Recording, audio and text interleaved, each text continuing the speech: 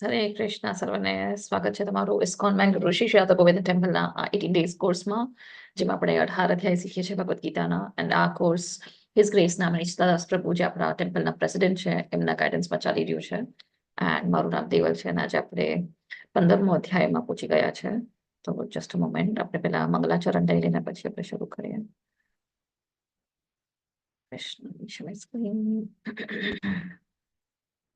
Yes. ओम अज्ञानतिमिरान्धस्य ज्ञानञ्जनशलाकया चक्षुरुन्मिलितं येन तस्मै श्रीगुरुवे नमः. श्रीचैतन्यमनोभीष्टं स्थापितं येन भूतले स्वयं रूपा कदा मह्यं ददाति स्वपदान्तिकं. वन्देऽहं गुरुः वन्देऽहं श्रीगुरुः श्रीयुतपदकमलं श्रीगुरुं वैष्णवांश्च श्रीरूपं साग्रजातं सहगण रघुनाथान्वितं तं सजीवं साद्वैतं सावधूतं परिजनसहितं कृष्णचैतन्यदेवं श्रीराधा कृष्णपादान् सहगण ललिता श्रीविशाखान्वितांश्च. हे कृष्ण करुणा सिन्धो दीनबन्धो जगत्पते गोपिका गोपिकान्त राधाकान्त नमोस्तुते. तप्तकाञ्चन गौराङ्गी श्रीराधे वृन्दावनेश्वरी वृषभानुसुते देवी प्रणमामि हरिप्रिये. वंशाकल्पतरुभ्यश्च कृपा सिन्धुभ्य एव च पतितानां पावनेभ्यो वैष्णवेभ्यो नमो नमः. नमो विष्णुपादाय कृष्णप्रेष्ठाय भूतले श्रीमते भक्ति वेदांत स्वामिनिति नामिने. नमस्ते सारस्वती देवी गौरवाणी प्रचारिणे निर्विशेष शून्यवादी पाश्चात्य देशतारिणे. जय श्री कृष्ण चैतन्य प्रभु नित्यानंद श्री अद्वैता गदाधर श्रीवासादि गौर भक्त वृंद. हरे कृष्ण कृष्ण कृष्ण हरे हरे, हरे राम राम राम हरे हरे. हरे कृष्ण कृष्ण कृष्ण हरे हरे, हरे राम राम राम हरे हरे. हरे कृष्ण कृष्ण कृष्ण हरे हरे, हरे राम राम राम हरे हरे. मूकं करोति वाचालं पंगुं लङ्घयति गिरिं यत्कृपातमहं वन्दे परमानन्दं माधवं. हरि ओम तत्सत्. यस, हरे कृष्ण सर्वने. once again, આજે આપણે 15મા અધ્યાયમાં પહોંચી ગયા છે. Let me share my screen. આ ચેપ્ટર આપણે એકાદશી હોય ત્યારે આનું પઠન કરવું જોઈએ. 12મો અધ્યાય અને 15મો અધ્યાય નાનો બહુ ચેપ્ટર છે, પણ ઘણો ઇમ્પોર્ટન્ટ અધ્યાય છે. બહુ સમજવા વાળું ચેપ્ટર છે. તો આજનો ચેપ્ટરનું નામ છે પુરુષોત્તમ યોગ, પૂર્ણ પુરુષોત્તમ યોગ. તો હવે આમાં જેમને અનુવાદ લેવો હોય પ્લીઝ હેન્ડ રેઝ રાખશો. સો પહેલો શ્લોક આપણે જોઈએ તો ભગવાન શું કહે છે. શ્રી ભગવાન ઉવાચ ઊર્ધ્વમૂલમધઃ શાખમ અશ્વત્થમ પ્રાહુરવ્યયમ છંદોસી યસ્ય પર્ણાની યસ્ત્વં વેદ સ વેદવિદ. યસ, હરે કૃષ્ણ. મુક્તિ માતાજી. હરે કૃષ્ણ માતાજી. હરે. પૂર્ણ પુરુષોત્તમ પરમેશ્વર બોલ્યા, એમ કહેવાય છે કે એક શાશ્વત અશાશ્વત વૃક્ષ છે, જેના મૂળ ઉપરની તરફ અને શાખાઓ નીચેની તરફ છે, તથા તે પાંદડાઓ વેદો મંત્રો છે. જે મનુષ્ય આ વૃક્ષને જાણે છે તે વેદોનો દાતાર છે. હરે કૃષ્ણ. હરે કૃષ્ણ. થેન્ક યુ માતાજી. તો અહીંયા ભગવાન શું કહે છે કે એવું એક વૃક્ષ છે, જેનું વૃક્ષ એક શાશ્વત વૃક્ષ છે. અને અશ્વત્થ એટલે આપણે વડનું વૃક્ષ. તો વડનો વૃક્ષ તમે જોવો છો કે એના આટલા મૂળ હોય, પછી એના ઝાડમાંથી પણ મૂળ નીકળે છે, લટકતા હોય છે. તો અહીંયા ભગવાન કહે છે કે એવો એક વૃક્ષ છે જે આવી રીતે ઊંધો છે, જેના મૂળ ઉપરની તરફ છે અને શાખાઓ નીચેની તરફ છે. તો અહીંયા આપણે દેખાય છે આ ફોટામાં શું છે, તો આ જે મૂળ છે અહીંયા આપણને બ્રહ્માજી દેખાય છે, અને જે શાખાઓ છે એ આવી રીતે અહીંયા દેવી દેવતાઓ દેખાય છે ઉપરના શાખાઓમાં. નીચેના વચલાના શાખાઓમાં આપણને મનુષ્ય બધા દેખાય છે, અને નીચલા શાખાઓમાં આપણને આ બધા પ્રાણીઓ દેખાય છે, પશુ પક્ષીઓ દેખાય છે. અને જે અહીંયા બધા આપણને ફળ દેખાય છે, ધર્મ અર્થ કામ મોક્ષ.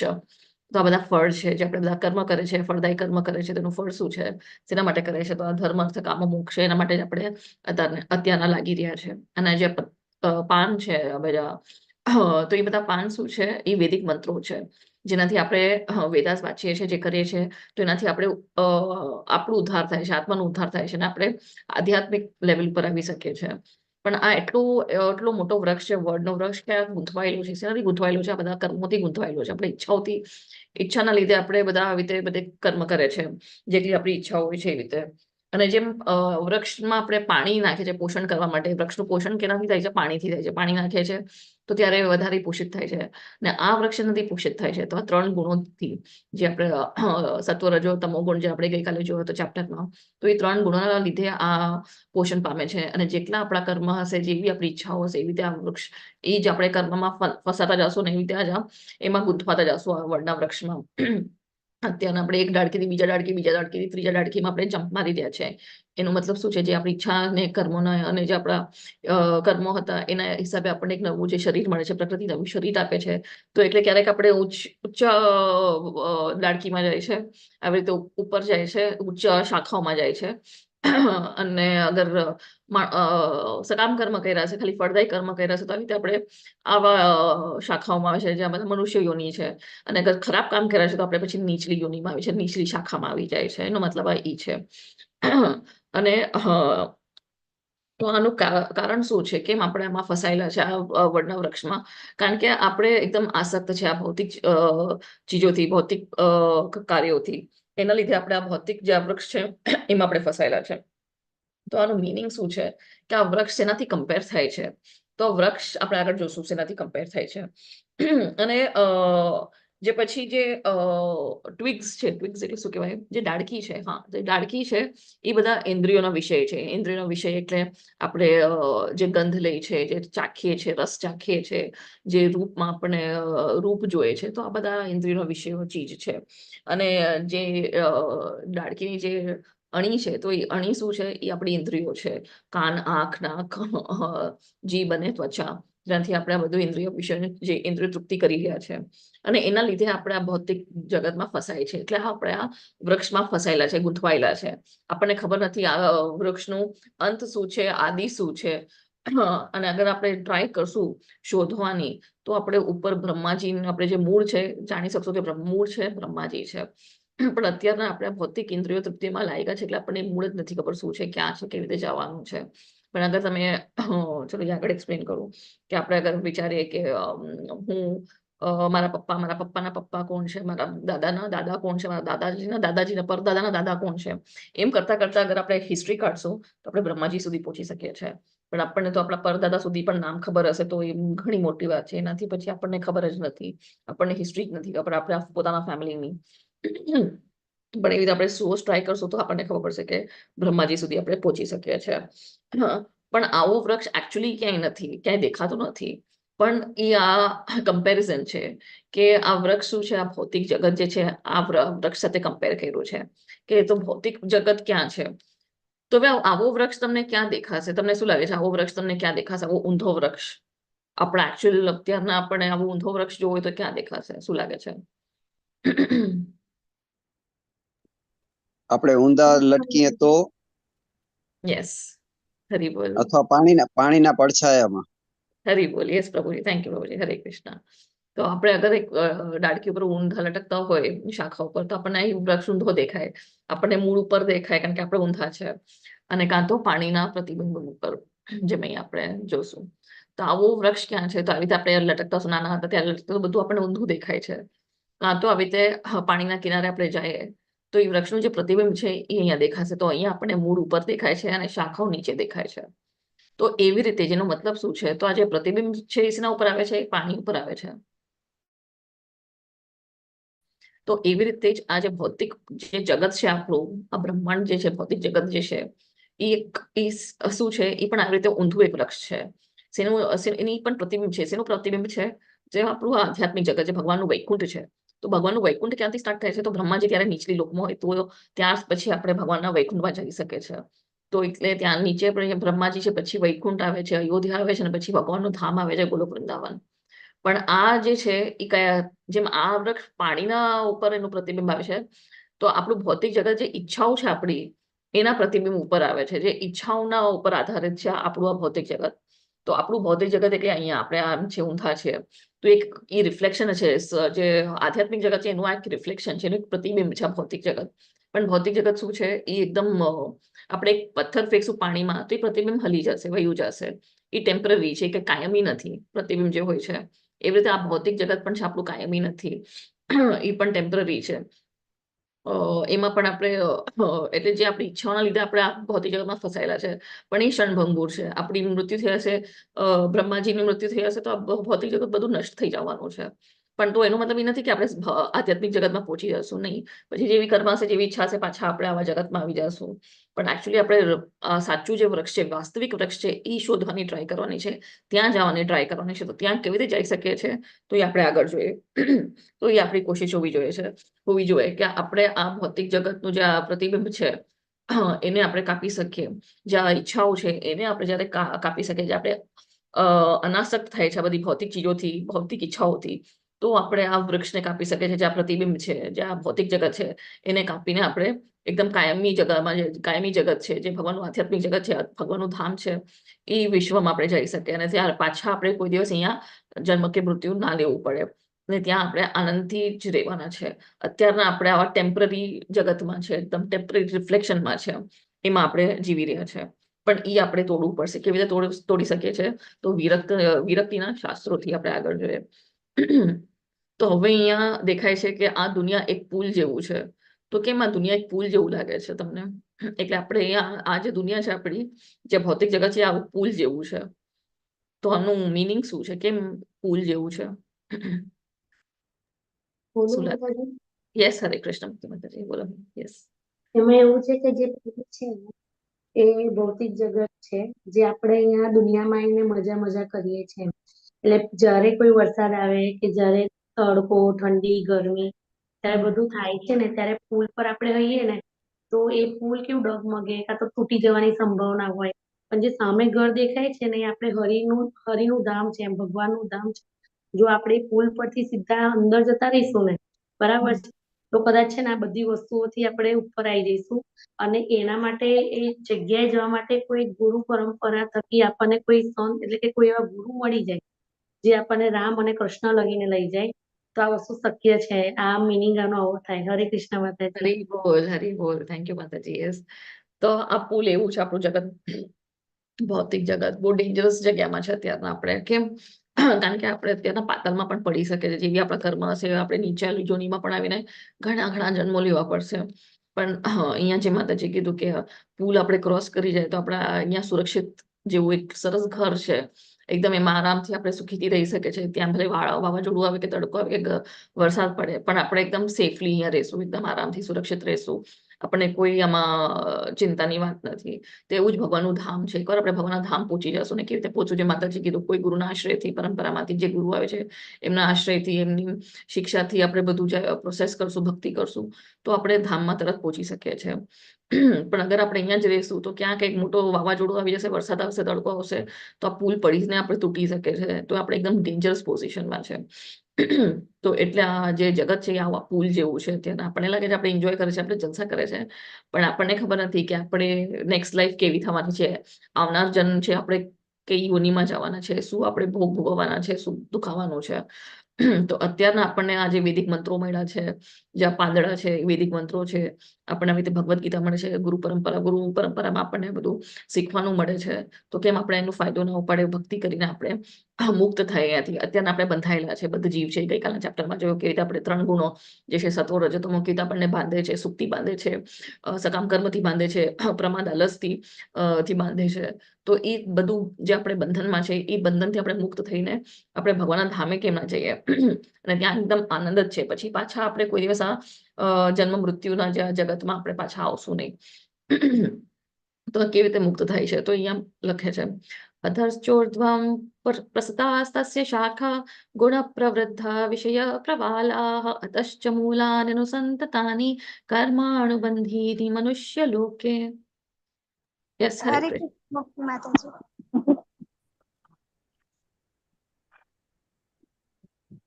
અનમ્યુટ કરજો મુક્તિ માતાજી. હરે કૃષ્ણ. હરે કૃષ્ણ માતાજી. એ વૃક્ષની શાખાઓ નીચે અને ઉપર તરફ વિસ્તરે છે. ભૌતિક પ્રકૃતિના 3 પ્રકારના ગુણો દ્વારા પોષણ પામે છે. તેની ડાળખીઓ ઇન્દ્રિયોના વિષયો છે. આ વૃક્ષના મૂળ નીચે પણ જાય છે અને માનવ સમાજના સકામ કર્મોથી બંધાયેલા છે. હરે કૃષ્ણ. હરે કૃષ્ણ. થેન્ક યુ માતાજી. યસ. તો આ જે મેં કીધું, અહીંયા વૃક્ષ ના શાખાઓ તો આપણે જે બેનિયન ટ્રી જોઈએ છે, જે વડનું વૃક્ષ છે, તો ઓલા જે લટકતી શાખા, તો એ લટકની જે શાખા છે એ અગર ઊંધું હશે તો એ ઉપરની તરફ જાય છે. તો શાખાઓ નીચે અને ઉપરની તરફ વિસ્તરે છે. અને ભૌતિક પ્રકૃતિ 3 પ્રકારના ગુણો જે છે, સત્વ, રજ, તમો, આ ગુણોના લીધે આ પોષિત પામે છે. કારણ કે આપણા એ ગુણોના હિસાબે આપણે જે કાર્ય કરે છે, કર્મ કરે છે, એવી બધી યોનિઓ આવે છે, પ્રજા આવે છે, અને એ વધતું જ જાય છે. અને એમાં આપણે ગૂંથવાયેલા જ હોય છે. અને તેની ડાળકીઓ જે છે ઇન્દ્રિયનો વિષય છે, જે મેં કીધું અવાજ છે, જે શબ્દ છે, ગંધ છે, જે રસ છે, જે રૂપ છે, એ બધી ઇન્દ્રિયનો વિષય છે. એ જ આપણે લેવા માટે ટ્રાય કરતા હોય છે. ઇન્દ્રિય વિષયોને આપણે તૃપ્તિ કરવા માટે આપણે ઇન્દ્રિયો વાપરતા હોય છે. અને આ ઇન્દ્રિયો શું છે, તો એ જે ડાળકીઓના જે અણી છે, ટોચ છે, એ છે ઇન્દ્રિયો. અને આ વૃક્ષના મૂળ નીચે પણ જાય છે, જે મેં કીધું જે લટકે છે, તો એ તેના જે શાખાઓ છે એ નીચે પણ જાય છે, મૂળ જે છે નીચે પણ જાય છે. અને તે માનવ સમાજના સકામ કર્મોથી બંધાય છે. તો જેમ અહીંયા આપણે જોયું તો અહીંયા તો આ જે બધા મૂળ જે છે નીચે લટકે છે, તો અહીંયા બધા સકામ કર્મથી બંધાય છે. આ બધા ધર્મ, અર્થ, કામ, મોક્ષ, જે 4 છે બધા ફલ. યા તો આ આવી રીતે આ આખું આપણું જે ભૌતિક જગત છે, એ આવી રીતે વડના વૃક્ષથી ભગવાને આવી રીતે કમ્પેરિઝન આપ્યું છે. તો વડનો વૃક્ષ શું છે, એ પણ ટેમ્પરરી છે, એ રિફ્લેક્શન, એ પ્રતિબિંબ છે. તો પ્રતિબિંબ શું હોય, એ તો ટેમ્પરરી હોય. એમાં પણ તમે પાણીમાં પથ્થર ફેંકો તો એ આખું હલી જશે. તો એવું જ આપણું આ જગત છે. બ્રહ્માજીનું અંત થશે, આખું જગત નાશ થઈ જવાનો છે. અને પછી જે ઈચ્છા કર્મ રહી જશે, પાછા આપણે આવી એક જગતમાં આવીને આપણે પાછા નવા કર્મ કરવાના ચાલુ કરશું. પણ અને એમાં ફસાતા જશું. જન્મ, મૃત્યુ, જરા, વ્યાધિ, આ જે 4 આપણા દુઃખો છે એમાં, પણ એનાથી આપણે મુક્ત થવાનું છે. તો મુક્ત કેવી રીતે થાય છે અહીંયા? યસ, હરે કૃષ્ણ. મયુરી માતાજી, અનુવાદ લેજો. આ વૃક્ષના વાસ્તવિક સ્વરૂપની અનુભૂતિ આ જગતમાં કરી શકાતી નથી.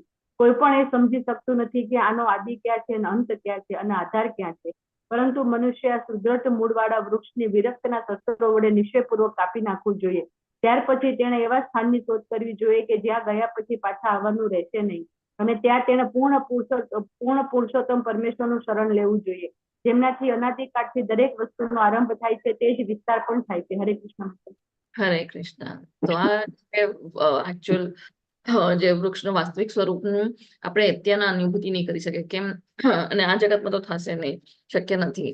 પણ તો પણ આપણે કેવી રીતે સમજી શકીએ? જ્યારે આપણે વેદાસ વાંચીએ છીએ, જ્યારે આપણે ભગવદ્ ગીતાનું શ્રવણ કરે છે, ભાગવતનું શ્રવણ કરે છે, આચાર્ય જે લખી ગયા છે, કહી ગયા છે, આવા શું કહેવાય, અધિકારી જે ગુરુ છે, જે પરંપરામાં આવે છે, જે વૈષ્ણવ છે, જે ભગવાનની ભક્તિ આપે છે, એમના શરણે જાય છે, તો આપણને સમજણ પડે છે કે આપણે કેવી રીતે ભક્તિ કરીને આપણે ભગવાન સાથે આસક્તિ રાખવાની છે, ને ભૌતિક જીવોથી અનાસક્ત થઈને તો આપણે આ વૃક્ષમાંથી બહાર નીકળી શકશું. ભૌતિક જગતનું જે વૃક્ષ છે એનાથી આપણે પાર થઈ શકશું, ગુણાતીત અવસ્થામાં આવી શકશું. સત્વ, રજો, તમો ગુણથી પણ આપણે ઉપર આવી શકીએ છીએ, ગુણાતીત થઈ શકે છે. તો શું શસ્ત્ર છે? તો એ વિરક્તિ. વિરક્તિ એટલે આ બધા ભૌતિક ચીજોથી જે આસક્તિ છે એનાથી આપણે દૂર થવાનું છે, અનાસક્ત થવાનું છે એ વિરક્તિના શસ્ત્રોથી. અને કેવી રીતે દૃઢ નિશ્ચયથી, કે આપણને હવે ખબર છે કે આપણે લાઈફ કેમ મળી છે, ભગવાનની ભક્તિ કરવા માટે આપણને આ લાઈફ મળી છે. જો કૂતરા, બિલાડા અને બધા પશુ પક્ષી પણ એ જ કામ કરે છે. એ લોકો પણ જમે છે, એ લોકો પણ સૂવે છે, એ લોકો પણ પોતાને રક્ષણ કરે છે બહારની ચીજો, જે બીજા દુશ્મનોથી જે પણ છે, અને એ લોકો પણ સંભોગમાં લાગતા હોય છે. તો આપણાને એમાં પશુ યોનિમાં શું ડિફરન્સ છે? તો આપણને એક ચેતના આપી છે, આપણને કોન્શિયસનેસ આપી છે કે આપણે ભક્તિ કરી શકીએ, ભગવાનને જાણી શકીએ, આપણે પાછા એમના પાસે જઈ શકીએ. અને આ બધું આપણે જે લખેલું આપણે સમજી શકીએ છીએ, વાંચી શકીએ છીએ, સમજી શકીએ છીએ, બોલી શકીએ છીએ, શ્રવણ કરી શકીએ છીએ. તો એ આપણને આટલી હાઈ કોન્શિયસનેસ આપી છે. પણ અત્યારના આપણે શું કરીએ? આપણે પણ પશુની જેમ આપણે જીવી રહ્યા છે, પોતાની ઇન્દ્રિય તૃપ્તિ કરી રહ્યા છે. જેમ આપણે એક ચેપ્ટરમાં જોયું હતું કે 5 ઇન્દ્રિયો હોય છે, જે છે આપણી હોય છે. તો આંખોથી જે જીવાત હોય છે એ લાઇટ ઉપર ટચ થાય છે, લાઇટને જોઈને ત્યાં વયું જાય છે. નાકથી સૂંઘે છે, તો કોણ સૂંઘે છે? તો કોઈક ભમરી હોય છે અને ફૂલની સુગંધ આવે છે, પણ એ ભમરી શું છે, પછી ફૂલના અંદર જ ફસાઈ જાય છે અને મટી જાય છે. તો એવા બધા ઇન્દ્રિયો તૃપ્તિના વિષયમાં જે લાગેલા હોય છે એનું અંત થવાનું જ છે. તો એનો મતલબ આપણો પણ અંત થઈ જશે અગર આપણે એમાં જ લાગશું અને પાછી આપણે બીજી યોનિમાં આવશું, જેવા આપણા કર્મ ઈચ્છા હશે. તો અહીંયા ભગવાન એટલે કહે છે કે વિરક્તિના શસ્ત્રોથી આપણે નિશ્ચિતપૂર્વક કાપી નાખવા જોઈએ, અને પછી તો જ આપણે મુક્ત થશું આ ભૌતિક જગતથી.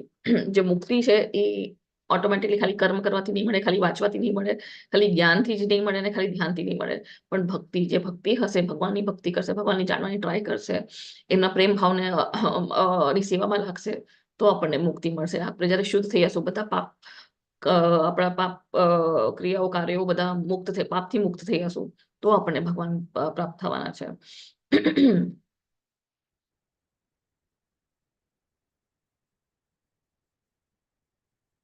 યસ, હવે આપણું અને ભગવાનના જગતમાં શું ડિફરન્સ છે? તો અહીંયા છે કે ભગવાનનું જે જગત છે, ભગવાનનું ધામ છે, એ કાયમી છે. જેમાં આપણે જોયું તો જ્યારે મહાપ્રલય પણ થાય છે, મહાવિષ્ણુ જ્યારે શ્વાસ પણ ખેંચી લે છે, પણ આધ્યાત્મિક જગતમાં, એમના જગતમાં કાંઈ નથી થવાનું. ત્યાં કોઈ ટેન્શન નથી, ત્યાં કોઈ આપણે ત્યાં બિંદાસ આનંદથી જ રહેવાના છે. આપણે જન્મ મૃત્યુના ચક્કરમાં આવવાના જ નથી. એ ધામ એવું ને એવું જ રહેવાનું છે, ત્યાં કોઈ પ્રોબ્લેમ નહીં આવે. અને જે આ જગત છે, ભૌતિક જગત છે, જે આપણે બ્રહ્માંડ ગઈકાલે જોયું હતું, બ્રહ્માંડમાં જે 14 લોક છે, તો એ વાસ્તવિક છે, એ સાચું તો છે, પણ એ અસ્થાયી છે, એ ટેમ્પરરી છે, એ કાયમી નથી. તો જેમ બધા કહે છે ને કે બ્રહ્મ સત્ય, જગત મિથ્યા. તો આ જગત મિથ્યા નથી, જગત છે, સાચું છે, આપણે ત્યાં જીવી રહ્યા છે, બોલી રહ્યા છે, પણ ખાલી એક ટાઈમ માટે છે. જેટલું બ્રહ્માજીની આયુષ્ય છે, 311 ટ્રિલિયન યર્સ, એટલા ટાઈમ માટે એ જગત છે, ને પછી પાછું એનું નાશ થઈ જવાનું છે. અને પાછા આપણે જન્મ લેશું, પાછા આપણે વૃદ્ધ અવસ્થામાં આવશું, પાછા આપણે ટેન્શન લેશું, બધું ભોગવશું, સુખ દુઃખ બધું ભોગવીને પાછા આપણે મૃત્યુ થવાની છે. તો કેમ પાછા આપણા ચક્કરમાં આવીએ? એના કરતા આપણે ભગવાનના ધામે પહોંચી જાય તો ત્યાં પછી બધું આનંદ જ છે, ત્યાં કોઈ દુઃખ નથી. અને સાચો પ્રેમ ક્યાં છે? એ ભગવાન સાથે જ છે. બીજો જે પણ પ્રેમ છે આ દુનિયામાં, ભલે તમે કહેતા હશો કે મારો સોલમેટ છે, મારો ટ્રુ લવ છે, કે સાચો પ્રેમ છે, મારા વર સાથે મારો સાચો પ્રેમ છે, મારી વાઈફ સાથે સાચો પ્રેમ છે, બધું પ્રેમ નથી, ખાલી અટેચમેન્ટ છે. એટલે અહીંયા વાસના કે છે, પણ એ અટેચમેન્ટ જ છે. કારણ કે આપણે શારીરિક, આપણે કંઈક બેનિફિટ જોઈએ છે, કંઈક આપણે એક કન્ડિશનલ છે કે એકબીજાને આપણે કંઈક સપોર્ટ કરીએ, કંઈક ફાયદો નીકળી શકે, એના માટે આપણા બધા એટેચમેન્ટ્સ છે. અને સાચું સુખ ક્યાં છે? તો એ ભગવાનના ધામમાં છે, કારણ કે ત્યાં કોઈ દુઃખ જ નથી, અનકન્ડિશનલ લવ છે, સાચો પ્રેમ છે, કોઈ દુઃખ નથી, કોઈ જરા નથી, કોઈ વ્યાધિ નથી, કોઈ જન્મ મૃત્યુ નથી. પણ અહીંયા શું છે? આ બધું કામ ચલો સુખ છે. આપણે નાની નાની ચીજોમાં આપણે સુખ ગોતવાની ટ્રાય કરે છે, ભૌતિક ચીજોમાં આપણે સુખ ગોતવાની ટ્રાય કરે છે. જેમ મેં કીધું, આપણે તમારી સામે 100 ગુલાબજામુન કે રસગુલ્લા રાખું, કેટલા તમે ખાઈ શકશો? 3, 4, 10 થી વધારે 10. એનાથી ઉપર આપણે ખાઈ ના શકીએ, કારણ કે પછી આપણે લિમિટ આવી જાય છે.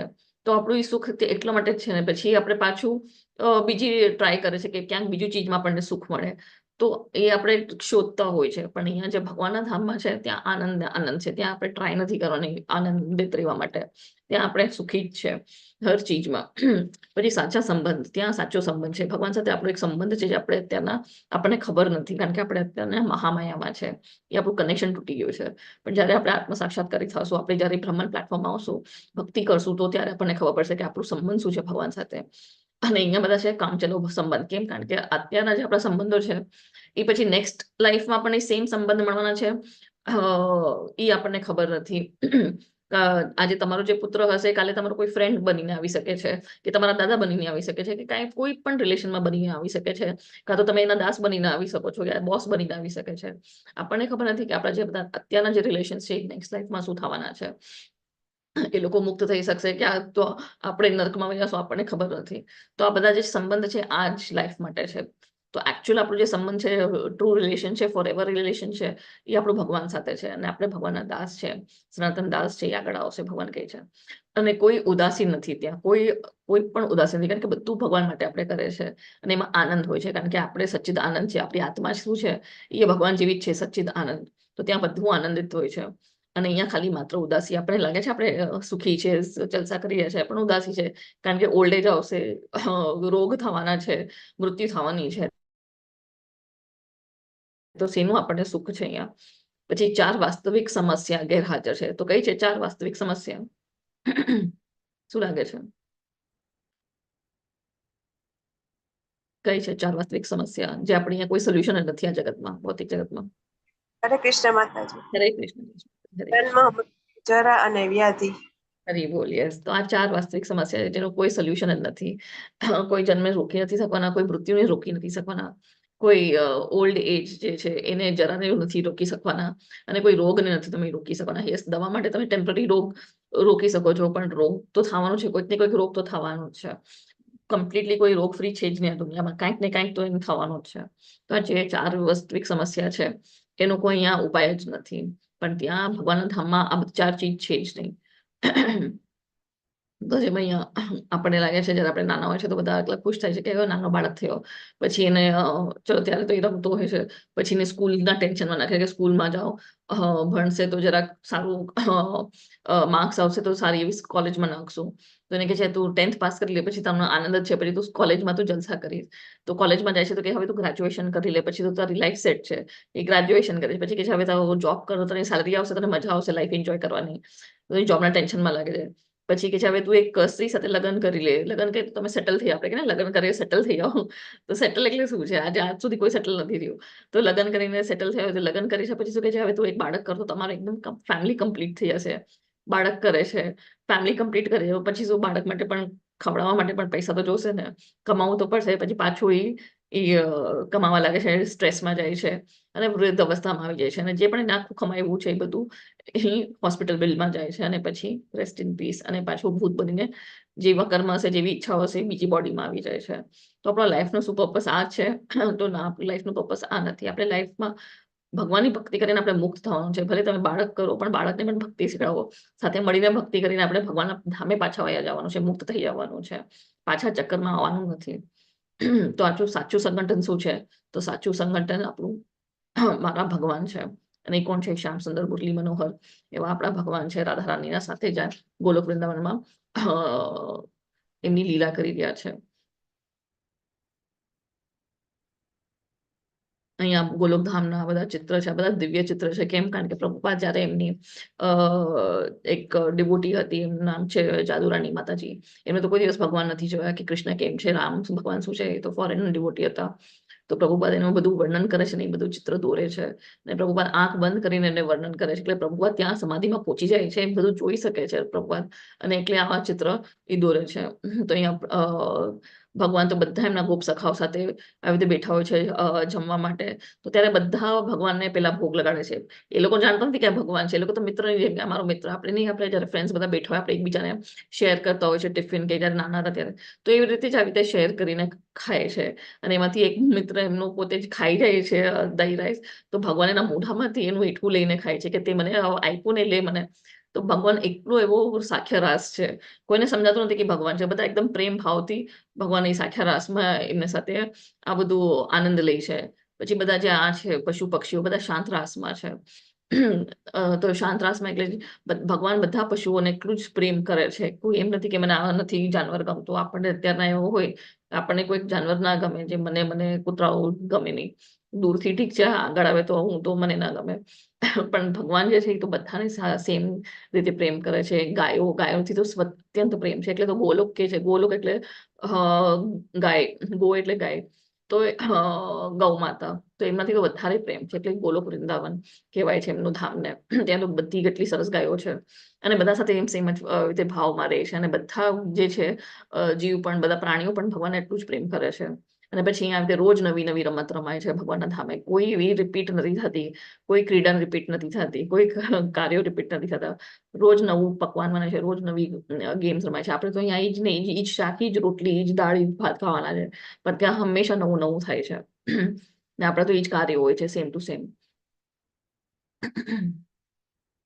તો એકદમ ત્યાં બધા સુખી છે, બધા આનંદિત છે, ને અલગ અલગ રાસમાં છે. સાખ્ય રાસમાં છે, વાત્સલ્ય રાસમાં છે, શાંત રાસમાં છે, માધુર્ય રાસ, જેમ એમની ગોપીઓ છે, રાધારાણી છે, બધી માધુર્ય રાસમાં છે. યસ. અને હવે ભગવાન એમનું આ ધામનું માર્કેટિંગ કરે છે કે કેવું એમનું ધામ છે. ન તદ ભાસયતે સૂર્યો ન શશાંકો ન પાવકઃ યત ગત્વા ન નિવર્તન્તે તદ્ધામ પરમમ મમ. યસ, હરે કૃષ્ણ. હરે કૃષ્ણ મુક્તિ માતાજી. હરે કૃષ્ણ મહારાજ. મારું તે પરમધામ ન તો સૂર્ય કે ચંદ્ર દ્વારા પ્રકાશિત થાય છે, અને ન તો અગ્નિ કે વીજળી દ્વારા. જે મનુષ્ય ત્યાં પહોંચી જાય છે તેઓ આ ભૌતિક જગતમાં ફરી પાછા કદી આવતા નથી. હરે કૃષ્ણ માતાજી. હરે કૃષ્ણ. સોરી, યસ માતાજી, થેન્ક યુ.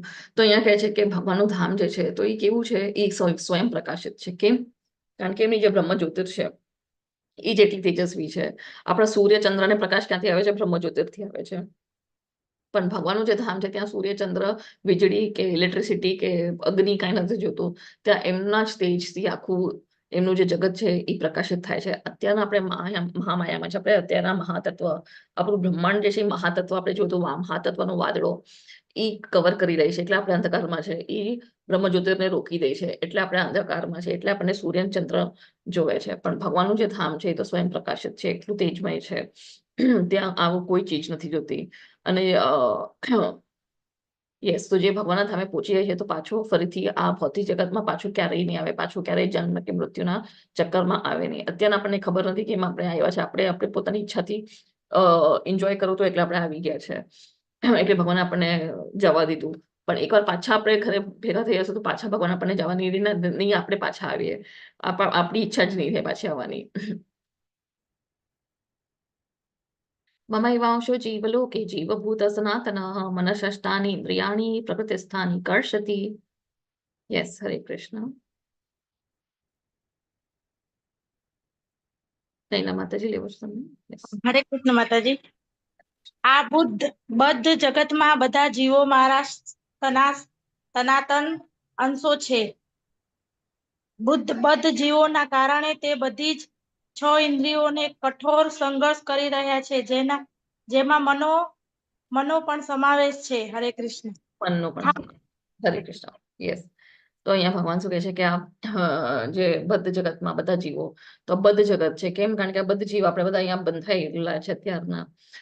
તો આ છે મમાઈ વાંશો જીવલો કે જીવભૂત સનાતન, એટલે આ બધા આપણે કોણ છે? આપણે ભગવાનના અંશ છે, સનાતન અંશ છે. જ્યાંથી ભગવાન છે ત્યાંથી આપણે પણ છે, એટલે આપણે સનાતન છે અને ભગવાનના અંશ છે. એટલે નાના નાના પાર્ટ છે. એનો મતલબ એ નથી કે ભગવાનથી આપણે નીકળીને ભગવાન ખાલી થઈ ગયા છે અને બધા પાર્ટ્સ બધા એક સાથે ભગવાનમાં લીન થઈ જશું. જે આપણા બીજી ફિલોસોફી છે, માયાવાદી ફિલોસોફી, કે આપણે બધા એકમાં લીન થઈ જવાના છે, અને આપણે લીન નથી થવાના. આપણે ભગવાનના અંશ છે, અને પાછા જયારે આપણે ભગવાનના ધામે પહોંચી શકીએ છીએ, ભગવાનના ધામે જઈને આપણી એક એવી બોડી છે, આપણી પણ એક શરીર છે, આધ્યાત્મિક શરીર છે, સ્પિરિચ્યુઅલ બોડી છે, જે ભગવાન જેવી છે, જે પ્રકૃતિ છે આપણી, એ ભગવાન જેવી જ છે. જેમ આપણે જોયું હતું વિષ્ણુનું જેમ એમનું રંગ, આપણું રંગ હશે, જે પુરુષોનું હશે એ વિષ્ણુ જેવા હશે, જે સ્ત્રી હશે એ રૂકમણી જેવી, લક્ષ્મી જેવી, એવું દિવ્ય શરીર હશે આપણું. તો આપણી પણ એક આઈડેન્ટિટી છે, આપણી એક શરીર છે, તો આપણે ભગવાનના અંશ છે. આપણે કઈ એકમાં લીન નથી થયા કે ઢીંગલીના આપણે પાર્ટ્સ કાઢી દે તો એ ઢીંગલી કેવી અધૂરી થઈ જાય. તો ભગવાન કઈ અધૂરા નથી, ભગવાન સંપૂર્ણ છે, કમ્પ્લીટ છે, પૂર્ણ છે. એવો એક ઈસોપનિષદનો ઇન્વોકેશન મંત્ર છે. તો એમાં શું કહે છે? તો એમાં કહે છે ઓમ પૂર્ણમદા પૂર્ણમિદં પૂર્ણમ ઉદચ્યતે પૂર્ણસ્ય પૂર્ણમાદાય પૂર્ણમ એવાવશિષ્યતે. એનો મતલબ કે ભગવાન જે છે એ સંપૂર્ણ છે, એ કમ્પ્લીટ છે, એ પૂર્ણ છે. આપણે અપૂર્ણ છે, આપણી ઇન્દ્રિયો અપૂર્ણ છે, આપણું માઇન્ડ અપૂર્ણ, એટલે બધું આપણે અત્યારના અપૂર્ણ છે. આપણે આપણા ખાલી આંખોથી જોઈ શકે છે, ભગવાન પૂર્ણ છે. ભગવાન તો એમના આંખોથી ખાઈ પણ શકે છે, ભગવાન એમના આંખોથી પ્રકૃતિને પ્રેગ્નેન્ટ પણ કરી શકે છે. પણ આપણે ખાલી આંખોથી ખાઈ શકે છે, મોઢામાંથી બોલી શકે છે, સોરી, આંખોથી જોઈ શકે છે, મોઢામાંથી બોલી શકે છે અને ખાઈ શકે છે. આપણી એવી ઇન્દ્રિયો છે. પણ ભગવાન કોઈ પણ ઇન્દ્રિયોથી કાંઈ પણ કરી શકે છે, એ સંપૂર્ણ છે. અને એમાંથી જે પણ નીકળે છે, જે પણ બધું નીકળે છે, બ્રહ્માંડો નીકળે છે, જગત નીકળે છે, અવતારો નીકળે છે, એ પણ બધા પૂર્ણ છે. અને આટલું બધું નીકળવા કરતા છતાં પણ ભગવાન તો પણ કમ્પ્લીટ જ છે, ભગવાન પૂર્ણ છે, એ અધૂરા નથી થતા. આપણો હાથ કપાઈ જશે તો આપણું અપૂર્ણ થઈ જશું. આપણો રાઈટ હેન્ડ નહીં રહે તો પછી આપણે કાંઈ કરી નથી શકવાનું, આપણે લેફ્ટ હેન્ડથી જ કામ કરવું પડશે. પણ ભગવાનના જે બધા અંશ નીકળે છે એનો મતલબ એ નથી કે ભગવાનના હાથ પગ કપાઈ ગયા છે. ના, ભગવાન કમ્પ્લીટ જ છે. તો પણ ઘણું અવતારે છે, ઘણી શક્તિઓથી બધું બ્રહ્માંડ અને બ્રહ્માંડ નીકળે છે. અને બધું જે બ્રહ્માંડ નીકળે છે, જે બધા ગ્રહો છે, બધા કમ્પ્લીટ છે. આપણે જોઈએ આપણી સૃષ્ટિ એટલી કમ્પ્લીટ, એટલું બ્યુટીફુલ છે. આપણે સૂર્ય છે, ચંદ્ર છે, પાણી છે, એટલું સરસ વાતાવરણ છે, બધું જ આપ્યું છે, એકદમ વ્યવસ્થિત આપ્યું છે. તો એ આખું પરફેક્શનમાં ભગવાને બધું આપ્યું છે. જે અનાજ આપણને જોઈએ છે, જેટલું આપણી જરૂરિયાતની ચીજો છે, બધી આપણને ભગવાને પ્રકૃતિના દ્વારા આપણને સપ્લાય કરી રહ્યા છે. એકદમ એક પિતાની જેમ બધું આપણને વ્યવસ્થિત સપ્લાય કરી રહ્યા છે. તો એ એકદમ કમ્પ્લીટ છે, એ સંપૂર્ણ છે. અને આપણે ખાલી માત્ર અંશ છે. તો ક્વોલિટીમાં આપણે ભગવાન સેમ છે. કે જેમ મેં કીધું કે આપણી જે આત્માની ક્વોલિટી શું છે? સચ્ચિદાનંદ છે. ભગવાન પણ સચ્ચિદાનંદ વિગ્રહ છે.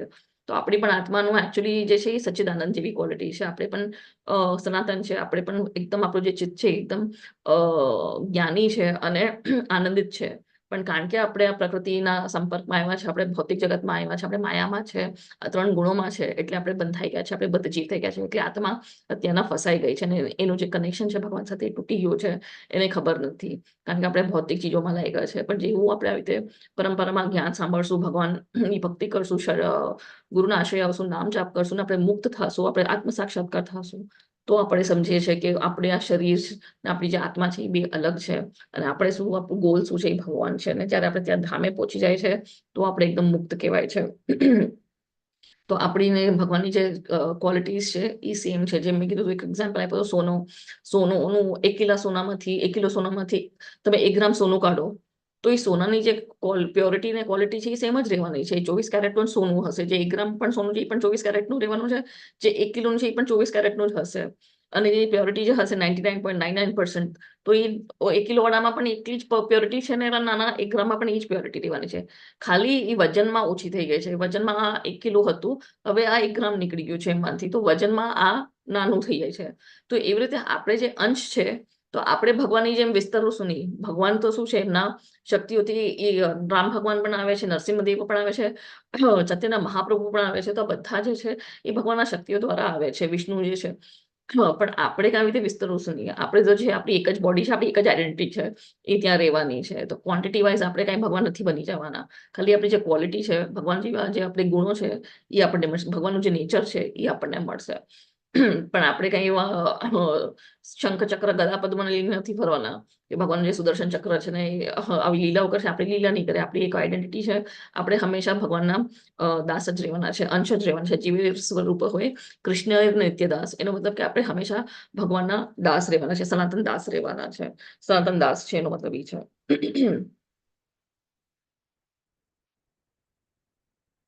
અને આનું છે પ્રકૃતિ સ્થાની કરશતી. કરશતી એટલે તો અત્યારના આપણે જે કાર્ય કરે છે, જે કાર્ય કરીને પછી આપણે મૃત્યુ પછી જે આપણને બીજી બોડી મળવાની છે, તો અત્યારના આપણે સ્ટ્રગલ, આપણે કેટલાક કરોડો જન્મ લીધા છે આપણને ખબર નથી. એ કરોડો જન્મ આપણે શું કાર્ય કરીને કેવી આપણને બોડી મળી છે એ આપણને ખબર નથી. તો એને કરશતી કહેવાય છે. જે આ બોડીમાંથી જ્યારે આત્મા બીજી બોડીમાં જાય છે એને કરશતી સ્ટ્રગલ કહેવાય છે. કે કરશતી કે આપણે તું ભૌતિક પ્રકૃતિના અત્યારના સ્વામી બનવાની જે ટ્રાય કરે છે, બધા યોનિઓમાં જેટલા પણ પ્રાણીઓ છે, જે પણ જીવ છે, બધા લાગે છે એ સ્વામી છે પ્રકૃતિના. એ ભોગવી રહ્યા છે, સુખ ભોગવી રહ્યા છે. પણ એકચ્યુઅલી એ લોકો સંઘર્ષ કરી રહ્યા છે. જેવી આ બોડીમાંથી નીકળે છે, જેવા કર્મ હશે, જેવી ઈચ્છા હશે, બીજી બોડીમાં આવે છે, તો એ સંઘર્ષ છે. આ બોડીમાંથી બીજા બોડીમાં જવાનો એ આત્માનો સંઘર્ષ છે. પણ એ અત્યારે આપણને ખબર નથી. આપણે જયારે આ રીતે વાંચીએ છીએ, સાંભળીએ છીએ, સમજીએ છીએ વેદાંતમાં શું લખ્યું છે, ત્યારે આપણને સમજાય છે કે આપણે સંઘર્ષ કરી રહ્યા છે. તો એને કરશતી કહેવાય છે. તો હવે અહીંયા આપણે જોયું કે અહીંયા હજી એક એક્ઝામ્પલ છે. જો હવે પાણી, જે સમુદ્રમાં પાણી હોય છે, ખારું હોય છે, એકદમ મીઠાવાળું હોય છે.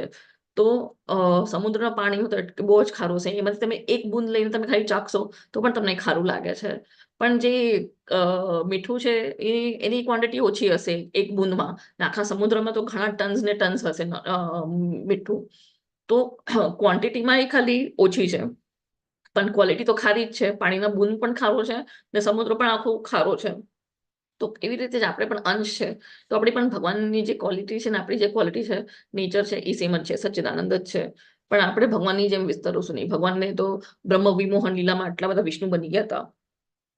જ્યારે રાસલીલા થાય છે ત્યારે દરેક ગોપી સાથે 2 ગોપીના વચ્ચે કૃષ્ણ હોય છે, અને વચ્ચે તો રાધારાણી સાથે કૃષ્ણ હોય જ છે.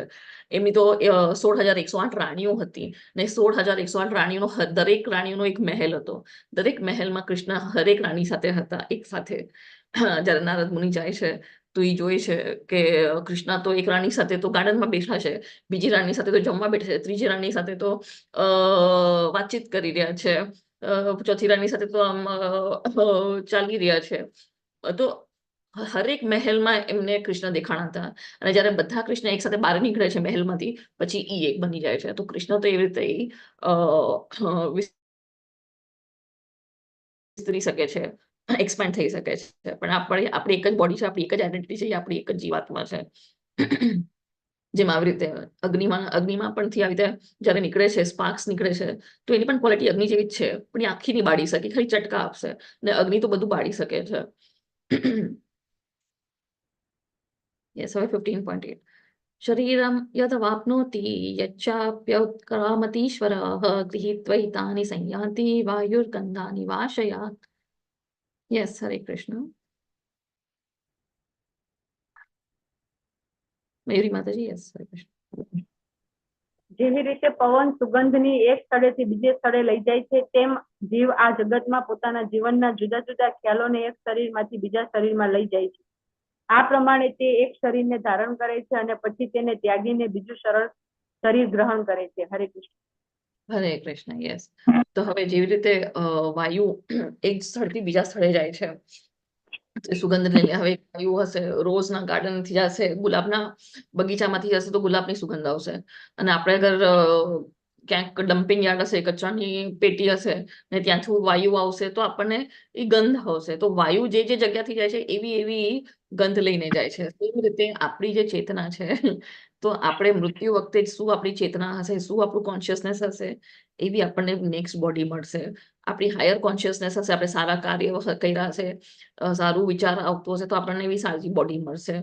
અને જો આપણે કૂતરા બિલાડીની જેમ બાઈજા હશું ને આપણે બધી એવી ચીજો યાદ આવવાની છે તો પછી આપણે એવી યોનિમાં કૂતરા બિલાડાની યોનિમાં આવી જશું ને વાસના જ કરી હશે આખી લાઈફ ને મૃત્યુ વખતે પણ એ જ યાદ આવશે, ગર્લફ્રેન્ડ બોયફ્રેન્ડ જે પણ હશે એ યાદ આવશે. તો એવી આપણને કૂતરા બિલાડાની યોની મળવાની છે. અને જો ભગવાનનું જ નામ કર્યું છે, નામ લીધું છે, ભક્તિ કરી છે સ્ટાર્ટિંગથી, તો ભગવાનનું જ યાદ આવવાના છે લાસ્ટમાં અને આપણે ભગવાનના ધામે જ પહોંચી જવાના છે. તો જેવી આપણી કોન્શિયસનેસ હશે એ એવું આપણને લાઈફ મળવાની છે. જેવી આપણી ચેતના હશે મૃત્યુ વખતે એવી આપણી નેક્સ્ટ બોડી મળવાની છે. બીજું અહીંયા શું કીધું, 1 સેકન્ડ. હા, તો જુદા જુદા શરીર આપણને મળે છે. જેવી આપણી ચેતના છે એવી આપણને શરીર મળે છે. તો અત્યારના આ જે શરીર છે આપણું, આ આપણું નક્કી કરે છે કે આપણું નેક્સ્ટ લાઈફ કેવી થવાની છે, નેક્સ્ટ બોડી કેવી રીતે મળવાની છે. તો આ લાઈફમાં હવે આપણે જ્યારે વાંચીએ છીએ, આપણે સમજીએ છીએ, સાંભળીએ છીએ પરંપરામાં, તો હવે આપણને ખબર છે કે હવે આપણા કાર્ય કેવા હોવા જોઈએ. બધા કહેતા હતા કર્મ સારા હોવા જોઈએ, કર્મ સારા હોવા જોઈએ, પણ કર્મ એકચ્યુઅલી કેવા હોવા જોઈએ. ભક્તિમય કર્મ હોવા જોઈએ કે ભક્તિ કરે, ભગવાનને સેન્ટરમાં રાખીએ, ભગવાનને ચિંતન કરે, ભગવાનની જ સેવા ભાવનામાં હોય તો આપણે મુક્ત થઈ શકશું. એ આપણું એકચ્યુઅલી લાઈફનો ગોલ છે. તો એ અત્યારથી આપણે હવે સ્ટાર્ટ કરીએ, ભલે આટલું લાઈફ આપણે વેસ્ટ કરીએ, અત્યારથી આપણે સ્ટાર્ટ કરીએ તો આપણી નેક્સ્ટ બોડી આપણે એવી ચેતનામાં હશે કે એટલે એન્ડમાં આપણે કદાચ ભગવાન યાદ આવે ને આપણને એવી બોડી મળે ને આપણે ભક્તિમાં આગળ વધીએ, યા તો તરત આપણે મુક્ત પણ થઈ શકે છે આજ લાઈફમાંથી. કારણ કે પ્રભુવાદે કીધું છે, જે મારા શિષ્ય 16 માળા કરશે ને 4 નિયમોનું પાલન કરશે, હું સ્વયં એમને ગોલોક વૃંદાવન લઈ જઈશ. તો આપણને પ્રભુપાદે આટલું પ્રોમિસ આપ્યો છે, તો કેમ આપણે એમના શરણે જઈને દીક્ષા લઈને આપણે મુક્ત જ ના થઈ જાય તરત. તો આ લાઈફ છે. તો આપણને અત્યારે ખબર નથી કે આ બોડી આપણને કેમ મળી છે, તેના કારણે અત્યારના પ્રેઝન્ટ બોડી મળી છે, પણ આ બોડીમાં આપણે નેક્સ્ટ બોડી કેવી રીતે મળી શકે છે એ હવે આપણને ખબર છે જ્યારે આપણે આવી રીતે વાંચીએ છીએ. તો એ આખું ડિસાઇડ કરે છે, અત્યારના જે આપણા કર્મો છે આ લાઈફના, એ ડિસાઇડ કરે છે આપણી નેક્સ્ટ લાઈફ કેવી રીતે રહેશે. અને એટલે જે આ પ્રોસેસ જે આપણે કહીએ છીએ ને કરશતી એટલે શું, જે અત્યારે આપણે બધા કાર્ય કરી રહ્યા છીએ તે સ્ટ્રગલ કરી રહ્યા છે, આપણે દુઃખ ભોગવીએ છીએ, સુખ ભોગવીએ છીએ, એ બધું સ્ટ્રગલ થઈ રહ્યું છે આ બોડીમાં આવીને. અને એ જ પછી આપણું નેક્સ્ટ બોડીમાં આવશે આપણે, તો એ જ આપણું સ્ટ્રગલ થવાનું છે. એક બોડીમાંથી બીજા બોડીમાં જે ટ્રાન્સમાઇગ્રેશન કહે છે એને કરશતી કહેવાય છે. એ સ્ટ્રગલ કહેવાય છે કે તેને આપણે સ્ટ્રગલ કરી રહ્યા છે બીજી બોડી માટે. આપણને ખબર જ નહોતી અત્યાર સુધી કે આપણે મુક્ત થવાનું છે. આપણે ખાલી સ્ટ્રગલ કરી રહ્યા હતા કે બીજી બોડી માટે. એ પણ આપણને નથી ખબર કે આપણે બીજી બોડી મળવાની છે. આપણે ખાલી કાર્યો કરતા હતા, પણ આવી રીતે આપણે જયારે જ્ઞાન લઈએ છીએ તો આપણને ખબર પડે છે કે એકચ્યુઅલી આપણે સ્ટ્રગલ કરીએ છીએ બીજી બોડી માટે, પણ આપણને બીજી બોડી નથી જોતી. હવે આપણને સીધું ભગવાનનું ધામ જોઈએ છે. આઈ હોપ આ સમજાય છે તમને. તો એટલે આપણી જે કોન્શિયસનેસ હાઈ હશે મરતી વખતે, તો આપણને પછી ભગવાનનું ધામ મળશે. અગર જો આવી રીતે નીચલી કોન્શિયસનેસ હશે કે મારે પૈસા કમાવાના હતા, મારા ધંધાનું શું થશે, મારા પરિવારનું શું થશે, મારા બેંક બેલેન્સનું શું થશે, મારી પ્રોપર્ટીનું શું થશે, એવા અગર લાસ્ટમાં વિચાર આવશે તો પતી ગયું. તો પાછું આપણે એવું જ કોકરોચ બનીને આવશું. એમ કહેવાય છે કે જેને બહુ આસક્તિ હોય છે પોતાના ઘરની પ્રોપર્ટીની, કે મારા ઘર મારું ઘર મારું ઘર, એ ઘરમાં કોકરોચ બનીને આવે છે નેક્સ્ટ લાઈફમાં. અને આપણા શાસ્ત્રમાં આપ્યું છે. પ્રભુવાદ હંમેશા એ કહેતા હતા એ વાત. હવે 15.10 ઉત્ક્રામંતમ સ્થિતમ વાપી ભુંજાનમ વા ગુણાન્વિતામ વિમૂઢાનાનુપશ્યન્તિ પશ્યન્તિ જ્ઞાનચક્ષુષા. યસ, હરે કૃષ્ણ. હરે કૃષ્ણ માતાજી. હરે કૃષ્ણ. મૂર્ખ મનુષ્યો સમજી શકતા નથી કે જીવ પોતાના શરીરને કેવી રીતે છોડી દે છે. તેમજ એ પણ સમજી શકતા નથી કે પ્રકૃતિના ગુણનો પ્રભાવ હેઠળ તેઓ કેવા પ્રકારના શરીરને ભોગવે છે, પરંતુ જેની આંખો જ્ઞાનથી કેળવાયેલી હોય છે તે આ સર્વ જોઈ શકે છે. હરે કૃષ્ણ માતાજી. હરે કૃષ્ણ. થેન્ક યુ માતાજી. એવું સરસ આપ્યું છે ભગવાને, કે અહીંયા ભગવાન શું કહે છે, મૂર્ખ મનુષ્ય કે જે જ્ઞાનમાં નથી, જેને આધ્યાત્મિક જ્ઞાન જ નથી, જે ભગવાનમાં માનતા નથી, જે વેદાસમાં માનતા નથી, જે શાસ્ત્રોમાં માનતા નથી, ભગવદ્ ગીતા ભાગવતમ જે પણ તમે કાંઈ કહો એમાં માનતા જ નથી, તો એ લોકો શું કહેવાય, એ લોકોને ભગવાન અહીંયા કહે છે મૂર્ખ મનુષ્ય. જો એ લોકો સમજી જ નથી શકતા કે પોતાના શરીરમાં એ કેવી રીતે આવ્યા છે, કેવી રીતે છોડે છે, અને શું કરવા એ લોકોને આ શરીર મેળવ્યું છે, એ પણ એ લોકો કોઈ દિવસ જાણી નહીં શકે, સમજી જ નહીં શકે. અને કેવી રીતે આ શરીર છોડીને બીજી શરીરમાં આવવાના છે એ પણ એ લોકો નહીં સમજી શકે. અને આ પ્રકૃતિના 3 ગુણ જે છે, સત્વ રજો તમો, કેવી રીતે એમનું અસર થાય છે આ શરીરમાં, અને એમના અસરના લીધે આ બધા કાર્ય કરી રહ્યા છે એ પણ એમને નથી સમજાતું. પણ જે જ્ઞાનના ચક્ષુ કીધું છે ને, જ્ઞાન ચક્ષુષ, તો જે જ્ઞાનના ચક્ષુ એટલે જેને જ્ઞાન છે, જે વેદાસ વાંચે છે, સાંભળે છે, ભગવદ્ ગીતા સાંભળે છે, શરણે આવે છે, ભગવાનના શરણે આવે છે, ભગવાનની ભક્તિ કરે છે, ગુરુનું સાંભળે છે, ઇન્સ્ટ્રક્શન ફોલો કરે છે, તો એ લોકોને આ બધું એકચ્યુઅલી દેખાય છે અને સમજાય છે કે શું સત્ય છે. અને એટલે આપણા ગુરુ આપણને સમજાવી શકે છે, ભગવાનની ભક્તિ કરાવી શકે છે, લઈ જઈ શકે છે. કેમ? કારણ કે એમને બધું આ સત્ય ખબર છે. એ રિલેટેડ નથી કરતા ભૌતિક ચીજોથી. જે મેં કીધું, જય પતાકા હિઝ હોલીનેસ જય પતાકા સ્વામી પેરાલિસિસ છે એમને, તો પણ એ ભક્તિ કરે છે, મુક્ત નથી. એમને અત્યાર સુધી એક કોર્સ કર્યો છે અને એમને અત્યારના રિસન્ટ એક સર્ટિફિકેટ મળી છે આ એજમાં. એ તો શ્રીલા પ્રભુપાદના ટાઈમના ડિસાઇપલ છે, એમના શિષ્ય છે. જ્યારે 20 વર્ષના હતા ત્યારે એમને દીક્ષા લીધી હતી શ્રીલા પ્રભુપાદના અંડર. તો હવે તો એમની ઘણી એજ થઈ ગઈ છે. બીજા મેં તમને કીધું હતું જે ઇસ્કોનના નથી, પણ વૃંદાવનના જે એક સ્વામી છે પ્રેમાનંદ મહારાજ, એમની બંને કિડની ફેલ છે, પણ 17-18 વર્ષથી તો પણ એ ભક્તિ કરે છે. એનો તેજ તમે જો, એ એવી ભક્તિ, આપણે 2 વાગે ઉઠીને પરિક્રમા કરે છે વૃંદાવનની. અને ડોક્ટર્સ હેરાન છે કે તમે કેવી રીતે ઉભા થઈને ચાલીને તમે આવી શકો છો ડાયાલિસિસ માટે. તો એ આ બધી ભક્તિ, એ લોકો બધું સમજાય છે કે આત્મા શું, એને એ લોકો પોતે લેવલમાં છે, આત્મ સાક્ષાત્કાર છે. એમને ખબર છે કે આ બોડી અને આત્મા આ બે ચીજ અલગ છે, અને ભગવાનના માટે જ ભક્તિ કરે છે, ભગવાન માટે જ લોકો જીવન વ્યતીત કરી રહ્યા છે. તો એ લોકોને સમજાય છે કે કેવી રીતે આપણે એક બોડીમાંથી બીજી બોડીમાં કેમ જાય છે. એ લોકો વિચલિત નથી થતા, ને એ બધું જોઈ શકે છે, એ જ્ઞાની છે એ લોકો એકચ્યુઅલી. તો અહીંયા રાઈટ હેન્ડ સાઈડમાં આપણને દેખાય છે કે આ અત્યારના જે વૃદ્ધ માણસ છે, તો એને તો આખી લાઈફ વાસનામાં વ્યતીત કરી રહ્યા છે. તો હવે એને નથી ખબર કે એની આ બોડી નીકળી રહી છે, કેમ નીકળી રહી છે, કેમ આવી રીતે ખેંચાય છે, કેમ આવા યમદૂતો એમને લઈ જાય છે ને નેક્સ્ટ બોડીને આવી રીતે કૂતરાની મળવાની છે, એ પણ એને નહીં ખબર હોય કે કેમ કૂતરાની યોનિમાં આવી ગયો છે. અને બધા એવી રીતે એને જોઈને એકદમ દુઃખી થાય છે કે આ મારા પિતાજી છે કે જે દાદાજી છે, કેમ આવી સફર કરી રહ્યા છે, એટલું કેમ ભોગવી રહ્યા છે. તો એ જેમને જ્ઞાન જ નહીં હોય, ભગવાનનું જ્ઞાન જ નહીં હોય, વેદાસનું જ્ઞાન નહીં હોય, તો એ સમજાશે જ નહીં કે કેમ આ બોડીમાંથી બીજી બોડીનું જે છે સ્ટ્રગલ છે એ કરી રહ્યા છે, કેમ કરી રહ્યા છે.